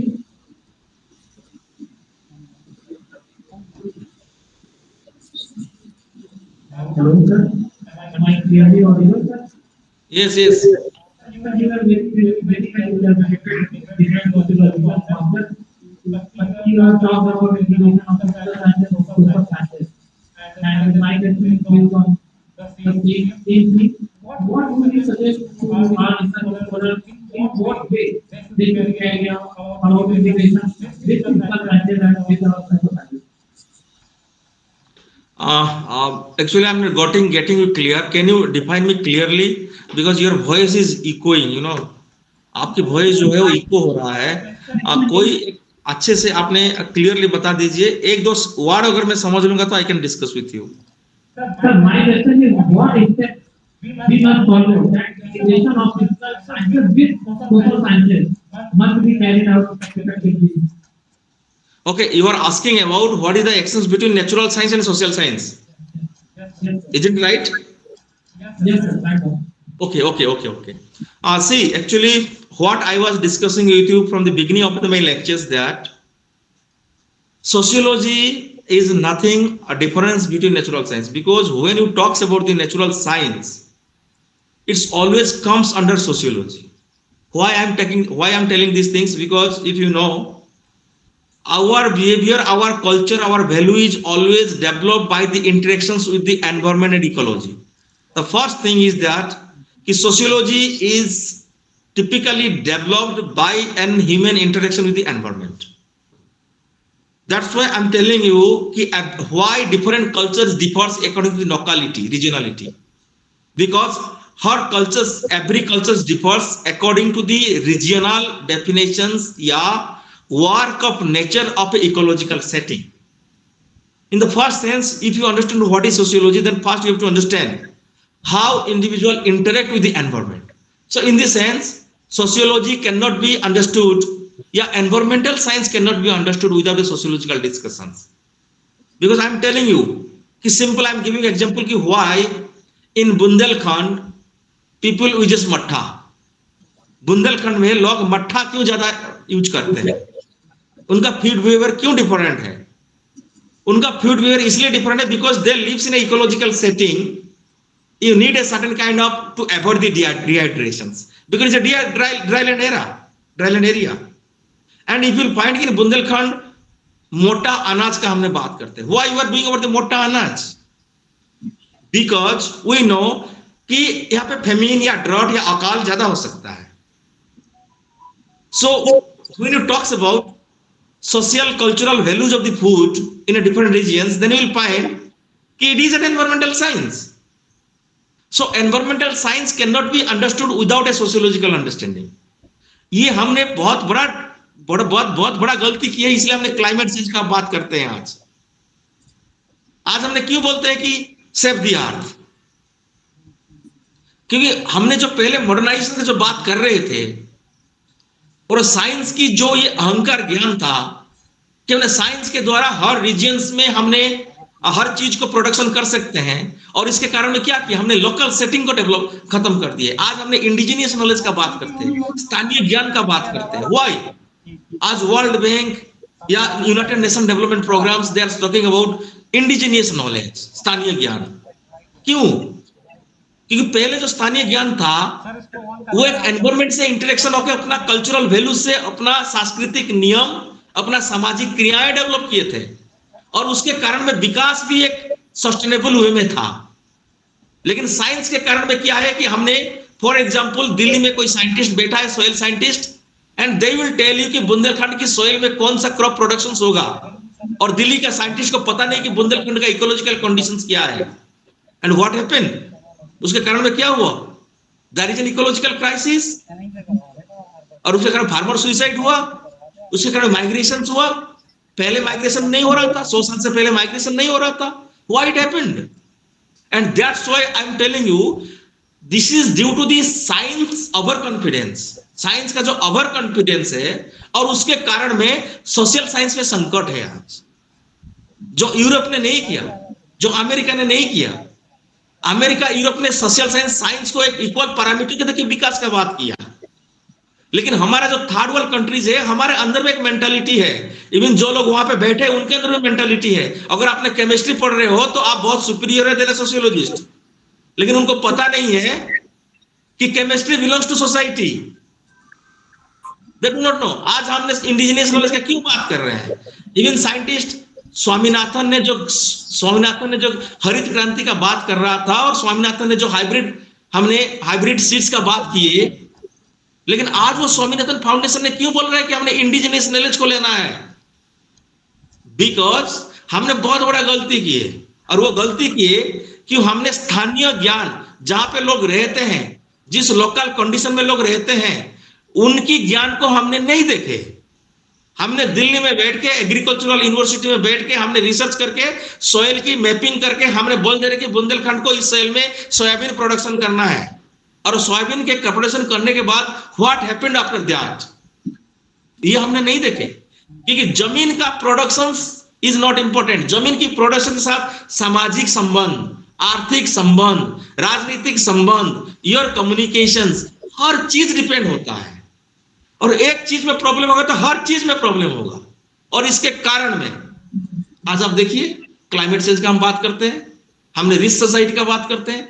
इसलिए science and sociology, social science can not be different. और आपको मैं ये बता रहा हूं, साइंस की मां सोशल साइंस है, क्योंकि सोशल साइंस से ही साइंस उत्पन्न होता है, साइंस से सोशल साइंस उत्पन्न नहीं होता है। आपकी कल्चर, आपकी सामाजिक संरचना, आपकी सांस्कृतिक बिहेवियर जैसा होगा, आपकी वैज्ञानिक चिंताधारा इससे होगा। इसीलिए पहला पुनर्जागरण हुआ, बाद में औद्योगिक क्रांति हुआ। इसलिए फ्रेंच रिवॉल्यूशन, पहले डेमोक्रेसी होता है, फिर मार्केट होता है, कैपिटलिज्म होता है, इंडस्ट्रियलाइजेशन होता है। ये तो हमारा थर्ड वर्ल्ड कंट्री का मेंटालिटी है। ब्रिटिशर का मेंटालिटी, हम अभी तक विज्ञान को ज्यादा एम्फासिस देते हैं, और इसके कारण में हम विकास के आगे जा नहीं पाते हैं। आज मैंने जो पहला स्टार्टिंग में एग्जांपल दिया कि मध्य प्रदेश में बहुत सारे वुमेन एनीमिक है, और मैं बोलूंगा कि उनको आपने आयरन खिलाए, वो खाएंगे नहीं, क्योंकि वो रिलीजियस वैल्यूज में विक्टिमाइज्ड है, वो कल्चरल वैल्यूज में विक्टिमाइज है, वो एक पारिवारिक लिंक में विक्टिमाइज्ड है। अगर हम उसको अवेयरनेस नहीं करेंगे, सोशियोलॉजिकल अवेयरनेस नहीं करेंगे, आप उसको एब्सोल्यूट सॉल्यूशन दे नहीं सकते हो। तो मेडिकल साइंस को जानने के लिए पहले हमने सोशल साइंस को जानना जरूरी है। इंजीनियरिंग, आपका इंजीनियरिंग की चिंताधारा सोशल साइंस से ही डेवलप होता है। आपकी सामाजिक सांस्कृतिक बिहेवियर जैसे होगा, आपकी वैज्ञानिक चिंताधारा यही से होगी। So it is interrelated. इसलिए मैं बोल रहा हूं कि there is no difference science and social science. और जब तक हमने डिफरेंस करते रहेंगे, तब तक हमने विकास नहीं कर पाएंगे। हमने टॉयलेट तो दे देंगे, हमने वाटर तो दे देंगे, हमने इंफ्रास्ट्रक्चर तो दे देंगे, लेकिन मेंटालिटी चेंज नहीं कर सकते हो। आपने टॉयलेट दे दिए, वाटर दे दीजिए, लेकिन कितने लोग आज हाइजीनिक प्रैक्टिस कर रहे हैं? नहीं कर रहे, because there is a lifestyle, culture, lifestyle is important. Family planning क्यों फेलियर हुआ? आपने फैमिली प्लानिंग का मेथड दे दिए, टेक्निक्स दे दिए, लोग एक्सेप्ट क्यों नहीं किए? Cultural values. एक बच्चा नहीं है, हमें बेटा चाहिए, नारी की प्रस्थिति है बेटा में। These are the social science. जब तक उसको आप परिवर्तन नहीं करोगे, आपका मेडिकल साइंस, फैमिली प्लानिंग कभी डेवलप नहीं हो सकता है, कभी फ्रूटफुल नहीं हो सकता है। इसलिए इन दोनों को जब तक आपने कंपेयर करके रिसर्च नहीं करोगे, आपकी विकास नहीं हो सकता है। So what I was telling you, you are more important than a scientist in this era. I am telling one thing, after Covid के बाद हेल्थ की डेफिनेशन चेंज हो गया। पहले लोग बोलते ना कि स्वास्थ्य के लिए आपने प्राइमरी हेल्थ सेंटर डेवलप करिए, हमारे यहाँ पे हेल्थ सेंटर में बेड रखिए, लेकिन आज वो लोग नहीं बोल रहे। आज लोग बोल रहे कि हमें योगा कराइए, हम दौड़ेंगे। That means I am avoiding medicine. हमारा हेल्थ अभी सोशल साइंस की तरफ जा रहा है, साइंस की तरफ नहीं जा रहा है। हम अभी अपने आप को ऐसे तैयार करने के लिए कोशिश करेंगे हम मेडिसिन को कितना अवॉइड कर सकते हैं। हम मेडिसिन को नीड नहीं करते हैं, पहले हमने मेडिसिन को नीड कर रहे थे। That's why I am telling you, after COVID social science become more important than science. And remember, आपकी भूमिका बहुत बड़ा इंपॉर्टेंट भूमिका है। If you are seriously a researcher, आपकी बहुत सारे मुद्दे हैं, बहुत सारे एरिया है जो आज तक हम बोलते हैं कि साइंस की एरा है। नो, ये साइंस की नहीं है, वो आपकी एरिया है। जब तक आपको उसके परिसर ज्ञान नहीं दोगे, समाज कभी भी डेवलप नहीं हो सकता है। समझ में है मेरे बात को? Hello, yes sir, yes sir, yes sir. और कोई question?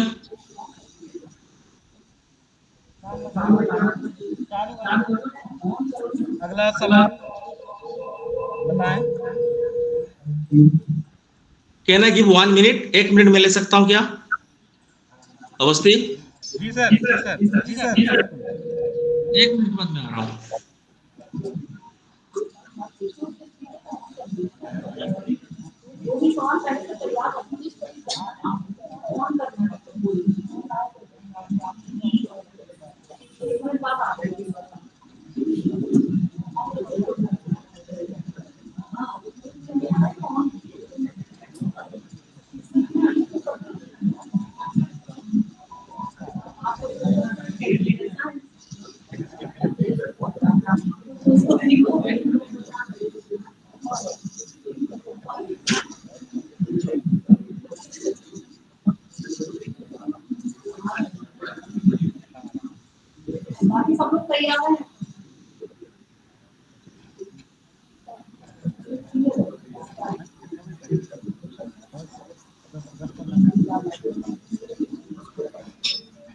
Yes please.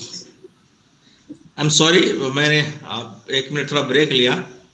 Okay sir, कोई दिक्कत नहीं सर जी। अपना अगला सवाल जी।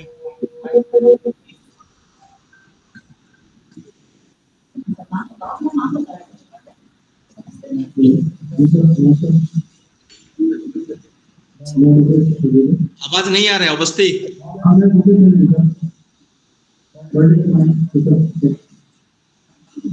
अवस्थी, कैन यू आप डिफाइन कर दो। सर आवाज आ रही है? हाँ सर ये कह रहा था कि टोकन कॉन्ट्रैक्ट की बात करते हैं। पहले वर्षों में यहाँ तक पहुंची, तो अब तक हम समझ सकते हैं। सारे पूछ रहे हैं कि जनरली अवस्था में हम अभी तक डेवलपमेंट करके इस अवस्था तक पहुंचे हैं, इस स्थिति में अब आगे कहाँ जा सकते हैं? ये ऐसा क्वेश्चन है।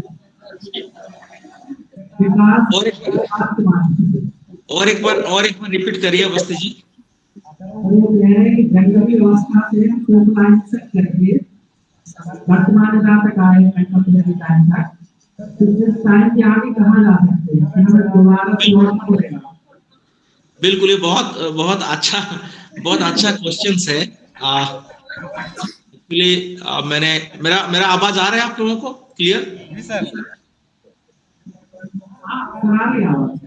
ओके, ये बहुत अच्छा क्वेश्चन है। आप लोगों को पता होगा अभी एक जो 2 साल पहले किताब पब्लिकेशन हुआ इजराइल हिस्टोरियन हरारे के द्वारा, द सेपियंस करके किताब आया है। तो बेसिकली जब हमने सोशियोलॉजिस्ट है और आप सोशियोलॉजी के हो, तो अगस्त कम्ते ने एक चीज बोलते हैं कि sociologists are the priest of society. Sociologist जो है वो प्रीस्ट है कि वो प्रेडिक्ट कर सकते हैं कि फ्यूचर में क्या होने वाला है। तो बेसिकली उसी से मैंने उठाता हूं कि अगर हमने इतिहास को क्यों पढ़ने के लिए कोशिश करते हैं सोशियोलॉजिस्ट, और हमने इतिहास को इसलिए कोशिश करते पढ़ने के लिए क्योंकि हमने जो मैक्स वेबर ने बताता है the probability of the historical conditions to define the present and the future reality of the society. Max Weber ने एक चीज बताता है कि हमने इतिहास को इसलिए पढ़ने के लिए कोशिश करते हैं कि कौन सा हिस्टोरिकल पीरियड में कौन सा कंडीशंस पैदा हुआ जो सामाजिक परिवर्तन के लिए कारक रहा, और आज किस प्रकार का कंडीशंस पैदा हो रहा है जो इस प्रकार की इतिहास की कंडीशन को पैदा कर सकता है। इसलिए मैंने आपको बोला कि कंडीशंस सेम है but the forms of difference. 2 चीज मैंने बोला, सामाजिक परिवर्तन में 2 चीज अगर आप देख लोगे, उसी से ही सामाजिक परिवर्तन हो रहा है, उसी से ही हम चलते हैं और उसको डिस्कशन करते हैं। पहला डेमोग्राफिक कैरेक्टर, जनसंख्या का कैरेक्टर जो दुर्खाइम बोलता है, और दूसरा the thinking of mind, thought process जो अगस्त कम्ते बोलता है। और वो दोनों को मिला के एक प्रोडक्ट होता है जो इकोनॉमिक कंडीशंस होता है, जो कार्ल मार्क्स बोलता है। तो सामाजिक परिवर्तन में 2 फैक्टर होता है, हमारा जनसंख्या या जनसंख्या की घनत्व बढ़ता जाता है। जब जनसंख्या की घनत्व बढ़ता है तो हमारा समाज की संस्था के ऊपर प्रेशर होता है। जब समाज की संस्था के ऊपर प्रेशर होता है तो सामाजिक परिवर्तन ही होता है। छोटा सा एग्जांपल आपको मैं दूंगा। हमने पहले जॉइंट फैमिली में रहते थे और हमारा कृषि व्यवस्था था हमारा ऑक्यूपेशन, तो वहां पे जनसंख्या और कृषि व्यवस्था दोनों इंटरलिंक्ड थे। क्यों? क्योंकि जनसंख्या कृषि व्यवस्था के लिए जरूरी था, लेबर के लिए जरूरी था। लेकिन जब जनसंख्या का घनत्व बढ़ा तो फिर हमने जॉइंट फैमिली से न्यूक्लियर फैमिली तक आ गए, क्योंकि कृषि के ऊपर भी जनसंख्या का घनत्व बढ़ा। जब कृषि के ऊपर जनसंख्या घनत्व बढ़ा तो हमने सोचे कि जहां पे 2 लेबर जरूरी है वहां पे 10 लेबर काम कर रहा है, तो हमें एक ऑल्टरनेटिव ऑक्यूपेशन की जरूरी है। तो हमने डिफरेंट इंडस्ट्रियलाइजेशन की तरफ आए, हमने सर्विस सेक्टर की तरफ आए, और इसलिए आए क्योंकि जनसंख्या की घनत्व बढ़ा परिवार के ऊपर। जब परिवार की जनसंख्या घनत्व बढ़ा तो परिवार की नीड, जरूरत को ज्यादा जरूरत पड़ा। जब ज्यादा जरूरत पड़ा तो कृषि नहीं दिया, तो हमें दूसरे की ऑक्यूपेशन की तरफ जाने लगे। तो हमने एग्रीकल्चर से इंडस्ट्रियलाइजेशन और इंडस्ट्रियलाइजेशन से सर्विस सेक्टर इसलिए आए क्योंकि जनसंख्या की घनत्व है। इसलिए आपको मैं बता रहा हूं, परिवार की जरूरत के कारण आपकी सामाजिक वैल्यू भी परिवर्तन हो जाता है। छोटा सा एग्जांपल मैं दे रहा हूं। हमने 30 साल पहले हम बोलते थे कि नारी को घर में काम रहना चाहिए, बाहर काम नहीं करना चाहिए, जो बाहर काम कर रहे हैं तो हम दूसरे एंगल में देखते थे। लेकिन आज हम बोल रहे हैं नारी को बाहर काम करना चाहिए। क्यों? अचानक हमारा दिमाग क्यों चेंज हो गया? ऐसा नहीं कि हमारे दिमाग में कोई नया वैल्यूज आ गया, इसलिए हुआ कि परिवार की जरूरत बढ़ गया। आज परिवार में स्वास्थ्य के ऊपर खर्चा आ गया, शिक्षा के ऊपर खर्चा आ गया, हर चीज को हमने मार्केट के ऊपर डिपेंड कर रहे हैं, तो एक इंडिविजुअल का इनकम नहीं हो सकता है। इसलिए हमारा वैल्यूज भी परिवर्तन होता है। पेट्रियार्की, पितृसत्ता तत्व का वैल्यूज का भी परिवर्तन हो गया, because due to the need of the family. तो इसलिए सामाजिक परिवर्तन हम प्रेडिक्ट कर सकते हैं जब जनसंख्या की डेंसिटी बढ़ता है। और इसके कारण मैं ये बोल रहा हूं कि आपने कोविड-19 के बाद एक नया सामाजिक रियलिटी को देख रहे हैं, जिसको हम बोलते हैं कि वर्चुअल रियलिटी। वर्चुअल रियलिटी मतलब ऑनलाइन, जो हम बात कर रहे हैं अभी। क्यों देख रहे हैं? Due to it is an demographic, एक population density. And what is this population density? कि जो पॉपुलेशन बढ़ता है, जो माइग्रेशन बढ़ता है, तो हर संस्था उसको एकोमोडेट एक ही टाइम में नहीं कर सकता है, तो ऑनलाइन एक माध्यम हो गया। फॉर एग्जांपल मैं बोलूंगा कि अगर हर व्यक्ति चाहेगा कि ऑक्सफोर्ड में जाके पढ़े और हर व्यक्ति की एंट्रेंस क्लियर करने का कैपेबिलिटी इक्वल हो गया, तो क्या होगा? जब मान लो कि ऑक्सफोर्ड यूनिवर्सिटी या जेएनयू ने बोल दिया कि हमारा 90% कट ऑफ है और जेएनयू का सीट है सपोज मान लो कि 50, और मान लो कि 200 आदमी 90% कर लिया कट ऑफ, आप उसको क्या जस्टिस दोगे? इसलिए हमने ऑनलाइन के माध्यम में आ चुके हैं कि ऑक्सफोर्ड भी ऑनलाइन एजुकेशन दे सकता है, ताकि जितने लोग क्वालिफाई कर सकते हैं वो पढ़ सकते हैं, या जेएनयू भी दे सकते हैं, पढ़ सकते हैं। क्यों? क्योंकि आपने 20 से या 80 से ज्यादा सीट को भर नहीं सकते हैं, डेंसिटी ऑफ द पॉपुलेशन ज्यादा है, तो हमने ऑनलाइन में आ गए। तो ऑनलाइन एजुकेशन ऐसा नहीं है, it due to the density of the population. तो इसलिए as a sociologist what I am to say, John Dewey ने एक स्टेटमेंट दिया है। जॉन ड्यूए ने क्या दिया है? जॉन ड्यूए ने बोलता है कि सामाजिक वैल्यू की परिवर्तन ना हमेशा ह्यूमन थिंकिंग के ऊपर डेफिनेशन होता है। क्या? ह्यूमन थिंकिंग जो है ना, वो आज नहीं सोचता है कि आज क्या प्रॉब्लम हुआ, हम सोचेंगे। आप जानते होंगे कि कोविड तुरंत आया तो हमने ऑनलाइन मोड में तुरंत आ गए। कैसे आ गए? कि हमने पहले ऑनलाइन की रिसर्च शुरू कर चुके थे, इसलिए जब ये कंडीशन आया तुरंत ऑनलाइन में आ गए। अगर हमने सोचते कि जब कोविड होगा तब ऑनलाइन में, तो हमारा सब संस्था पर बेकार हो जाता। इसलिए ह्यूमन माइंड क्या करता है, पहले से ही अपना रिसर्च करता है कि अगर वो होगा तो क्या होगा, अगर वो होगा तो क्या होगा।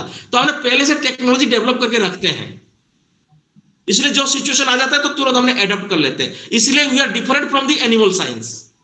इसलिए हमने डिफरेंट है एनिमल किंगडम, हम जानवर से डिफरेंट है, क्योंकि कोविड ऑनलाइन को हमने 50 साल पहले रिसर्च करना शुरू कर चुके थे। 1857 में हमने वेब की रिकॉग्निशन करना शुरू कर चुके थे, और जिसके कारण जब कोविड आया तब हमने उसको यूज कर लिए। इसलिए समाज जो है, पहले हमने जंगली समाज से समाज में आए, धर्म से आए, फिर इस धर्म से हमने डेमोक्रेटिक में आए, साइंस में आए, फिर हमने साइंस से फिर वर्चुअल में जा रहे हैं। तो इसलिए सेम लाइन ऑफ थिंकिंग है, कंडीशन सेम है। जंगली समाज में संकट दिखाई दिया तो हम समाज में आए। जब समाज में धीरे धीरे एक प्रभुत्व का विकास हुआ, जब एक धर्म या राजतंत्र का प्रभुत्व हुआ तो हमें लोकतंत्र में आए। जब लोकतंत्र में धीरे धीरे हमने टेक्नोलॉजी में आए, तो फिर धीरे धीरे हमने इंडिविजुअल फ्रीडम में आ गए। तो सेम हिस्टोरिकल कंडीशन से डिफरेंट फॉर्म से। इसलिए हम क्या बोल रहे हैं कि अगले में जब हम समाज में जा रहे हैं, वो समाज क्या समाज है? Virtual reality plus social reality, hybrid समाज है, हाइब्रिड समाज। और उस हाइब्रिड समाज में हमारा जो सामाजिक अंतरक्रिया होगा, जिसको हमने बोलते हैं artificial intelligence and human interactions. तो future society is artificial intelligence and human interactions. उसको maybe you can say robosapiens, आपने उसको रोबोसेपियंस बोल सकते हो, और या आपने बोलते कि टेक्नो इंडिविजुअल्स, आपने उसको टेक्नो इंडिविजुअल बोल सकते हो। लेकिन हमने हिस्टोरिकल प्रोग्रेस को देखते हुए हमने ये प्रेडिक्ट कर सकते हैं कि नेक्स्ट समाज टेक्नोलॉजी और ह्यूमन बीइंग से ही चलेगा। समझ में आए मेरे बात को?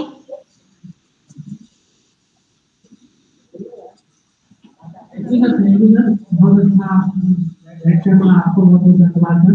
एक और क्वेश्चन है sir, last question. Hello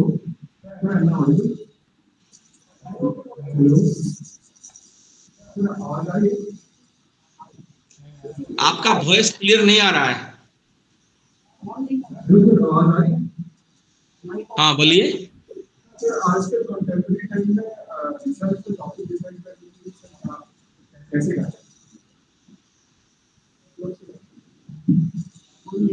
sir question ये है कि कंटेम्परेरी टाइम में रिसर्च टॉपिक डिसाइड करने के लिए किन किन पैरामीटरों का ध्यान रखें? जैसे सर कि सोशल साइंस के बहुत सारे सब्जेक्ट के स्टूडेंट हैं, उसमें शायद ज्योग्राफी है, इकोनॉमिक्स है, पॉलिटिकल साइंस है, हिस्ट्री है, तो सब बच्चों में ही रखते हैं किन किन पैरामीटरों का ध्यान रखें जो कंटेम्परेरी टाइम में यूज होगा टॉपिक डिसाइड करने के लिए। टॉपिक क्या था?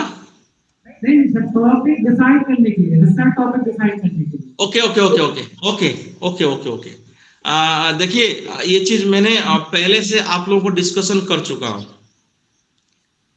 देखिए टॉपिक आपने बहुत सारे सोशल साइंस से हो, इसलिए मैंने, आपने पॉलिटिकल साइंस से हो, कौन सा डिसिप्लिन के स्टूडेंट है अवस्थी?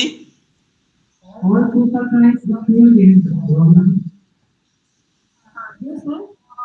पर ज्योग्राफी है, इकोनॉमिक्स है, पॉलिटिकल साइंस है, सोशियोलॉजी है। Very good, thank you ma'am, thank you ma'am, thank you ma'am, thank you ma'am. इसलिए मैं बोल रहा हूं, देखिए मैंने अभी एक ओवरऑल आपको अंडरस्टैंडिंग दिया। मैम ने जैसे बोले कि यहाँ पे आपका ज्योग्राफी का भी स्टूडेंट है, पॉलिटिकल साइंस का भी स्टूडेंट है, इकोनॉमिक का भी स्टूडेंट है, सोशियोलॉजी का भी स्टूडेंट है, इवन हिस्ट्री का भी स्टूडेंट होंगे। तो मेरा डिस्कशन ये था कि हमने जब सोशियोलॉजी का ओवरऑल बात करते हैं, ये सोशियोलॉजी नहीं है, ये हमने सोशियोलॉजी बोलते but it is a social science, क्योंकि मैंने अब आपको बोला था कि हमारा सोशल इंटरेक्शन भी एनवायरमेंट से होता है, ज्योग्राफी का बात होता है। हमारा इकोनॉमिक बिहेवियर भी जो है कल्चरल वैल्यूज, सोशल एक्शन से ही डिपेंड होता है। हमारा राजनीतिक विज्ञान जो है it's depends on the social characters. तो जब हम इंडिया का बात करते हैं, ओवरऑल सोसाइटी का बात करते हैं, तो हम इकोनॉमी की बात करते हैं, ज्योग्राफी की भी बात करते हैं, हमने पॉलिटिकल साइंस की भी बात करते हैं। तो बेसिकली जब ये क्वेश्चंस आया कि एज ए रिसर्च स्कॉलर कि आपने किस तरह से टॉपिक को डिसाइड कर सकते हैं डूइंग ए रिसर्च, मैंने आपको पहली डिस्कशन में ये बोला था स्टार्टिंग पॉइंट में कि पहले तो आपको ये सोचना है कि आपने डिग्री लेने के लिए काम कर रहे हैं या you are doing something for the society. जो हमने इन दोनों को सोचोगे, अगर दोनों में अगर सोच डिफरेंट हो जाएगा तो आपका टॉपिक भी आपके सामने दिखाई देगा। अगर आप बोलोगे मैं सिर्फ डिग्री लेने के लिए कोशिश कर रहा हूं, तो आपने ढूंढोगे क्या क्या टॉपिक है, थीसिस क्या मिल जाएगा, बताओ। घरेलू हिंसा, नारी की प्रस्तुति, बहुत सारा काम होता है यहाँ पे। लेकिन आपने जिस समय सोच लिए कि मुझे समाज के लिए काम करना है, तो आपका दिमाग में पहले ये चीज डिलीट अपने आप हो जाएगा। ये घरेलू हिंसा, नारी की प्रस्तुति मुझे नहीं देखना है। यू विल थिंक अबाउट कि एक्चुअली हो क्या रहा है मेरे सामने, मैं क्या देख रहा हूं। Because you know you are a researcher and आपने उसी समाज में ही बिलोंग कर रहे हो, आपने उसी पॉलिटिकल सिस्टम में ही अटैच हो, आपने उसी इकोनॉमिक एक्टिविटीज भी कर रहे हो, और आपने उसी ज्योग्राफिकल कंडीशंस में भी जी रहे हो, और आपने उसी हिस्टोरिकल सिचुएशन भी आपका देश या आपका समाज चल रहा है। तो everything is behind in front of you, आपके सामने सब कुछ है। अगर मैं पूछूंगा कि आपका सामाजिक प्रॉब्लम क्या है ना, आपने हजार चीज बोल दोगे मुझे, एंड यू डिसाइड फर्स्ट कि मेरा टॉपिक जो है वो टॉपिक कैसे एक सोशली या पॉलिटिकली या इकोनॉमिकली रिलेवेंस है। सपोज मैं बोलूंगा कि आप एक टॉपिक डिसाइड करिए और आपने बोल दिया कि सपोज सर मैंने कास्ट एंड पॉलिटिक्स, या मैंने बोलूंगा कि मैं कोलिशन पॉलिटिक्स के बारे में डिस्कशन करूंगा, कोलिशन पॉलिटिक्स।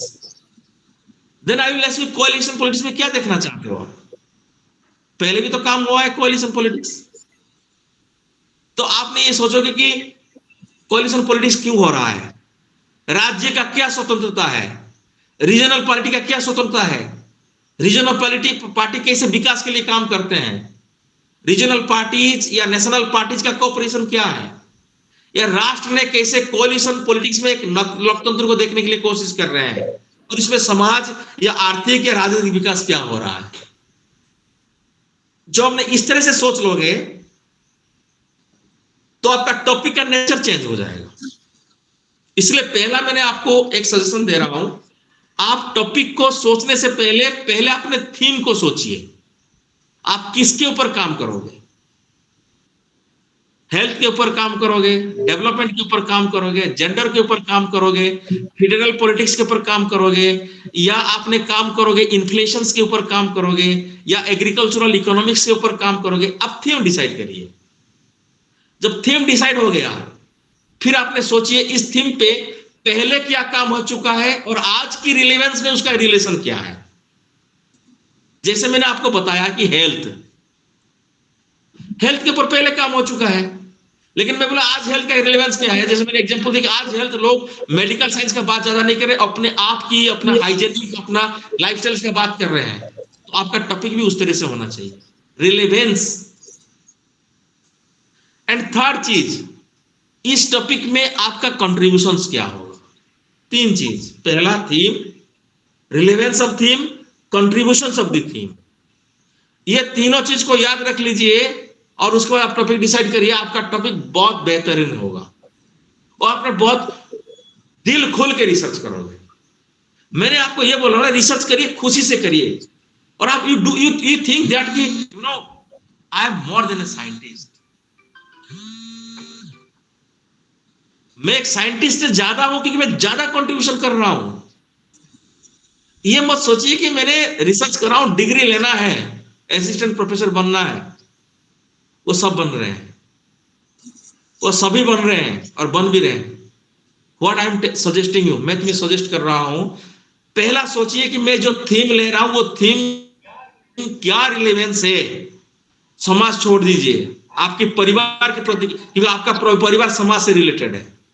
आप ये सोच लीजिए, साइंस हो, टेक्नोलॉजी हो, इंजीनियरिंग हो, हेल्थ हो, मेडिकल साइंस हो, एनीवे, इकोनॉमिक्स हो, सोशियोलॉजी हो, आप पहले से ये टॉपिक में मेरा परिवार से क्या रिलेवेंस है। मैंने अभी रिसर्च करा रहा हूं एनीमिया एंड हेल्थ के ऊपर। मैं क्यों करा रहा हूं? ये डिग्री के लिए नहीं है, ये है कि हमारा कंट्रीब्यूशन मेडिकल साइंस में कितना कंट्रीब्यूशन कर सकता है। हम सोशियोलॉजिस्ट या सोशल साइंस, इकोनॉमिक्स से मैंने बात कर रहा हूं। इकोनॉमिस्ट ऑलवेज स्टैटिस्टिक्स में बिलीव करते हैं, because I am a economic student. हम बोलते हैं कि डेवलपमेंट मतलब 7% जीडीपी, 9% जीडीपी। वो इकोनॉमिक्स नहीं है। इकोनॉमिक्स ये है कि हमने कितना इक्वालिटी, असमानता को दूर कर लिए। इकोनॉमिक्स ये है कि हमने इकोलॉजी को इकोनॉमिक्स और सोशल लाइफ में कैसे जोड़ के इकोनॉमिक्स को देख रहे हैं। इकोनॉमिक्स ये है कि हमने कल्चरल वैल्यूज को परिवर्तन करके इकोनॉमिक बिहेवियर को कैसे डेवलप किए हैं। ये इकोनॉमिक्स है। इसीलिए सोशियोलॉजी का जरूरी है, क्योंकि जब तक सोशियोलॉजी नहीं पढ़ोगे आप इकोनॉमिक्स बिहेवियर को समझ नहीं पाओगे, अपने ज्योग्राफिकल बिहेवियर को समझ नहीं पाओगे, अपने फूड बिहेवियर को समझ नहीं पाओगे, अपने हेल्थ बिहेवियर को समझ नहीं पाओगे, अपने साइंटिफिक बिहेवियर को समझ नहीं पाओगे। इसलिए मैं बोल रहा हूं, if you are a social scientist तो अपने सामाजिक विज्ञान दृष्टिकोण में सोशल रियलिटी को देखिए। और उसको देखने के लिए तीन चीज आपको जरूरत है, आप नोट डाउन कर लीजिए एज ए स्टूडेंट। पहला, हर सामाजिक घटना से कल्चर जुड़ी है, कल्चर। सेकेंड, हर सामाजिक घटना में इतिहास जुड़ा हुआ है, हिस्ट्री, टाइम। एंड थर्ड, हर सामाजिक घटना में व्यक्ति की सामाजिक पृष्ठभूमि जुड़ा हुआ है। ये तीनों चीज को देखिए, चाहे इकोनॉमिक्स हो, चाहे साइंस हो, चाहे कोई भी डिसिप्लिन हो, हर डिसिप्लिन में सामाजिक रियलिटी इन तीनों से जुड़ा हुआ है। कल्चर, हिस्ट्री एंड बैकग्राउंड, ये तीनों जुड़ा हुआ है। उन तीनों से रिलेटेड करके आपने अपना रिसर्च थीम को देखिए and you will get a very good fine result.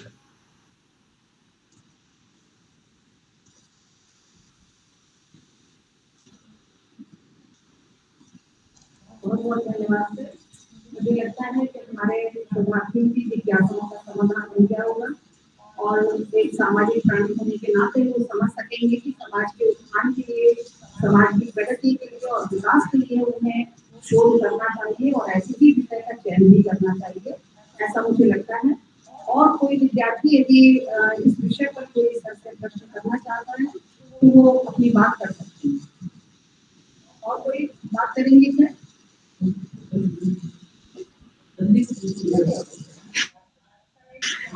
Sir एक विद्यार्थी और है, आपको थोड़ा सा समय और लेंगे। ठीक ठीक। नमस्ते सर, मैं अक्षय कुमार होंगे, राजनीति कैंपस में। मेरा प्रश्न ये है सर, जैसे हम सोशल साइंस में रिसर्च करते हैं तो किस तरह हम सोशल साइंस समाज से जुड़े और उसकी समस्याओं को देखें, तो हमारा व्यू क्या होना चाहिए ताकि एक ऐसी सॉल्यूशन भी ऐसा सॉल्यूशन है कि समाज के हित में। आप अवस्थित थोड़ा रिपीट कर दो।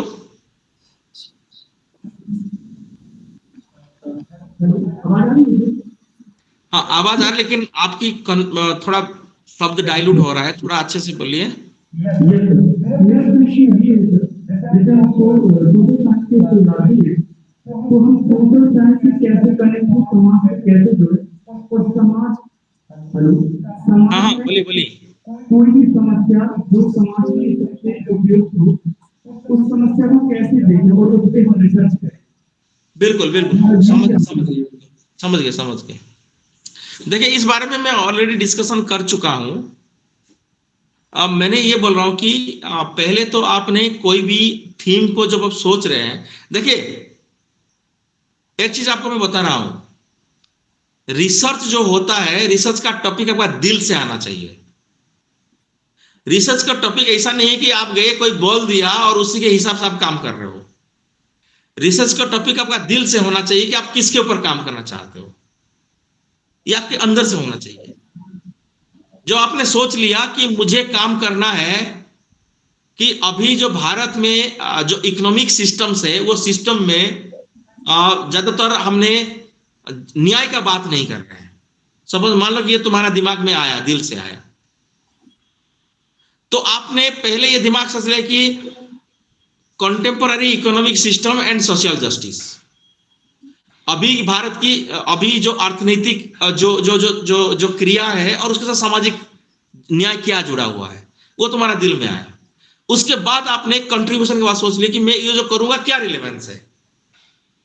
तो आपने क्या सोचोगे कि मान लीजिए कि गवर्नमेंट ने एक संस्था स्कीम किया, और फॉर एग्जांपल मैं बोलूंगा कि गवर्नमेंट ने अभी बोल रहा है कि नेशनल एजुकेशन पॉलिसी या फॉरेन डायरेक्ट इन्वेस्टमेंट का बात कर रहा है।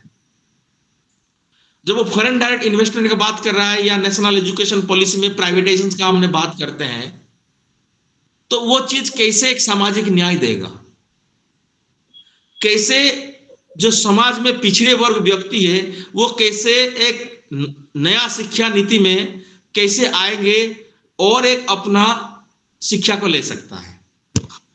जब आपने ये सोच लिए तो आप ऑटोमेटिकली समाज के लिए कंट्रीब्यूशन करने के लिए जा रहे हैं। आपने सोशल वर्कर नहीं है कि आपने जाके फील्ड में एक्टिविस्ट करोगे, यू आर ए रिसर्चर। आपने ये सोच रहे हो कि ये मुद्दा मेरे पास है, उस मुद्दे में रिसर्च करूंगा और मेरा थीसिस जो होगा वो थीसिस गवर्नमेंट पॉलिसी या कुछ के लिए काम करेगा। तो इसलिए मैंने आपको 3 चीज बोला था कि आप थीम सोचिए, थीम का रिलेवेंस सोचिए, आपको अपने आप पता चल जाएगा कि आपका कंट्रीब्यूशन क्या होगा।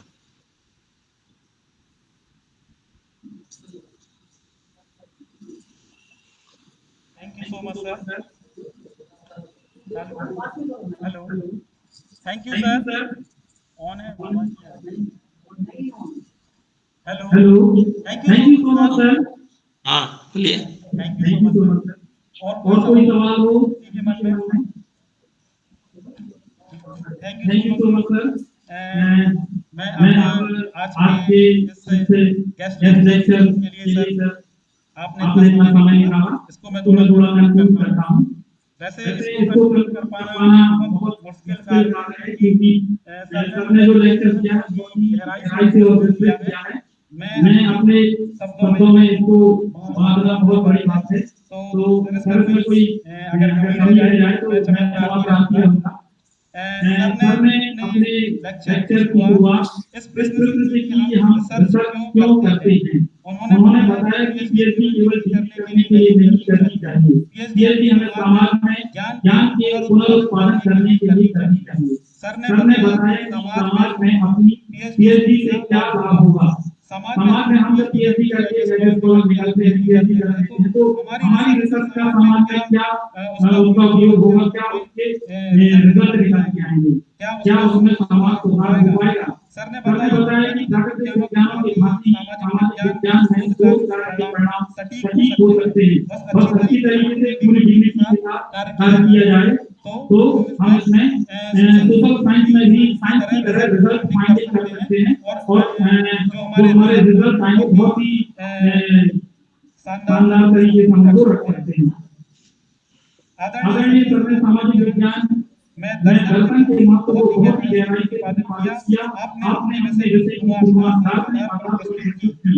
आपने यूरोपीय समाज के दार्शनिकों जैसे रूसो के दार्शनिक विचारों को हमारे सामने रखा एवं सामाजिक समझौते के सिद्धांत को समझाया। सर ने बहुत ही विस्तृत तरीके से बताया कि अनुसंधान कार्य से शोधार्थी किस प्रकार समाज का उत्थान कर सकता है।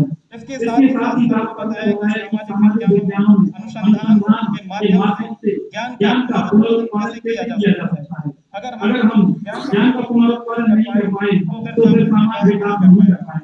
आज के इस लेक्चर के लिए सर हम लोग बहुत आभारी हैं आपके और आभार प्रकट करने के लिए मैं मंच पर आमंत्रित करना चाहता हूं डॉक्टर श्वेता मैडम को। डॉक्टर श्वेता मैडम यहाँ पर आए और सर का आभार प्रकट करें। Thank you so much. Thank you. Thank you sir. बहुत देर बाद आपको सुना, बहुत अच्छा लगा। सर मेरी आवाज आ रही है आपको? हाँ आ रहा है। और आपने जो आज ज्ञान बरसक बातें आपने जो बताई है तो स्कॉलर को बहुत ज्यादा इससे लाभ हुआ होगा। तो हम लोग महाराजा सती साल बुंदेलखंड यूनिवर्सिटी की तरफ से आपको बहुत धन्यवाद देना चाहती हूँ। इसके लिए पूरे शोधार्थियों की तरफ से और हमारे जितने भी शिक्षक हैं उन सभी की तरफ से आपको बहुत धन्यवाद। Thank you doctor Shweta madam.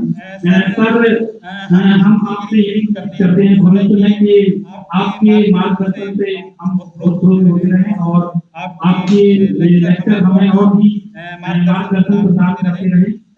तो सर आज के लेक्चर के लिए मैं डॉक्टर मैडम जो हमारी टीम है तीन उत्तरदायित्वों के बाद हमारी टीम है हमारे विभागाध्यक्ष है और इसके साथ साथ हमारी गाइड टीम है। तो मैं उनसे कार्यक्रम समाप्त करने की अनुमति चाहूंगा। डॉक्टर ममता भारती मैडम।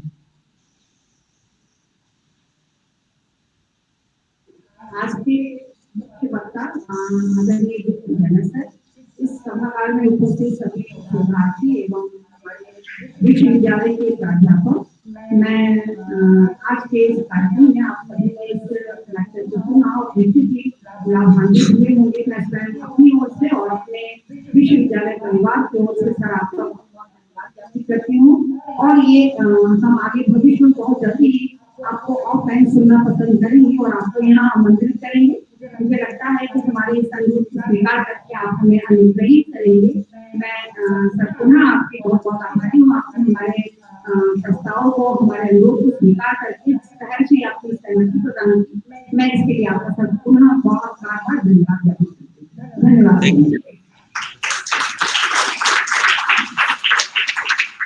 एक्चुअली लास्ट मैंने आपको ये पूछना चाहता हूँ कि मेरा थोड़ा हिंदी का प्रॉब्लम है, कोई स्टूडेंट्स के कुछ प्रॉब्लम्स है डिस्कशन में।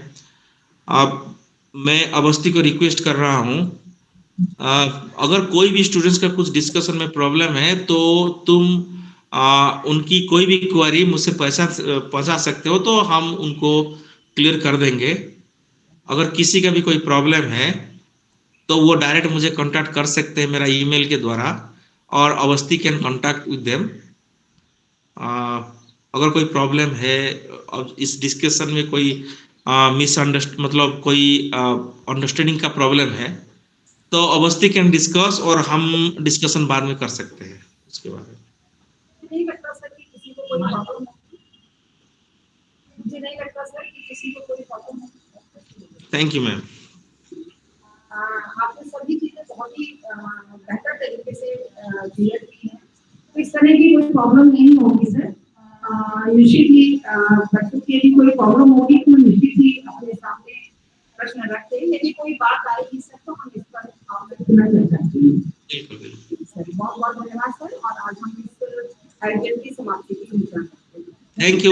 Thank you giving me this opportunity to discuss. I thanks to Mamta ma'am, I thanks to Avasti, and I thanks to all the participants, the students, research scholars.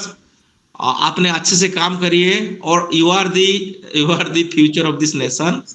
अच्छे से काम करिए, enjoy your research. ये मैं suggestion आपको कर सकता हूँ, you enjoy your research. Thank you ma'am.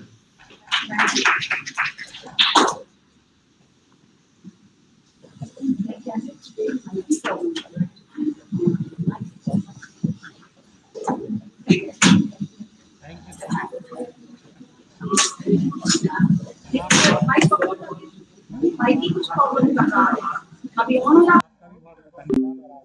हमारा घर है।